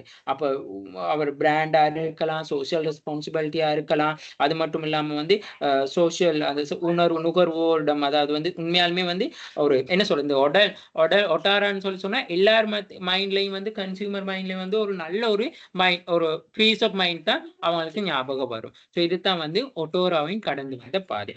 ஸோ அவர் வந்து சேலஞ்சஸ், என்னைக்கும் சேலஞ்சஸ்னு சொன்னா எல்லாருக்கும் காமனான சேலஞ்சஸ் தான் இருக்கும்னு சொல்ல முடியாது. ஒரு சிலது காமன் சேலஞ்சஸ் இருக்கும், ஒரு சிலது வந்து அன்காமன் சேலஞ்சஸாவும் இருக்கும்.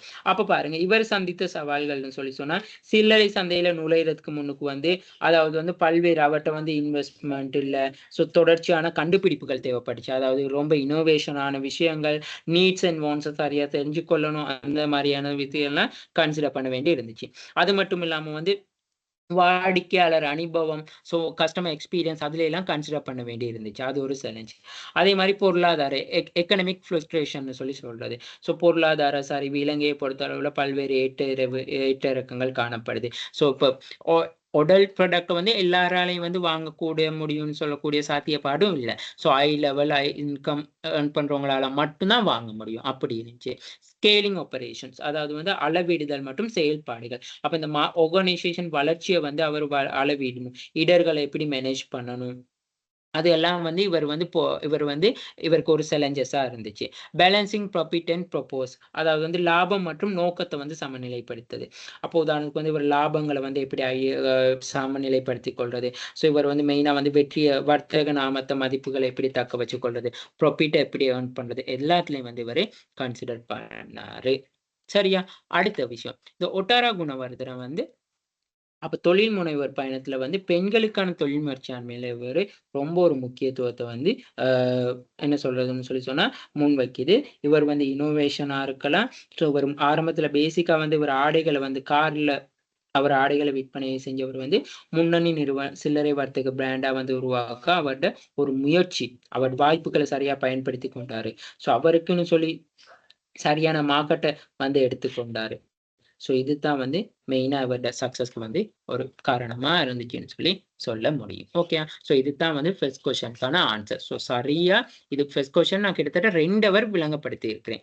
ஒருத்தருக்கு வந்து 1/2 ஹவர் படியே 2 பேருக்கு 4 பேரையும் பத்தி விளங்கப்படுத்தியிருக்கேன். ஸோ நீங்க வந்து இதுல சரியா ஒரு நபரை தெரிவு செஞ்சு கொண்டு நான் சொன்ன விஷயம் எல்லாம் சேர்த்தாலே ஒரு 50 மார்க்குக்கு அழகா எழுத முடியும். ஓகே. சரி, அடுத்த கொஸ்டின் வந்து நெக்ஸ்ட் ரெக்கார்டிங்ல வந்து நாம பார்ப்போம்.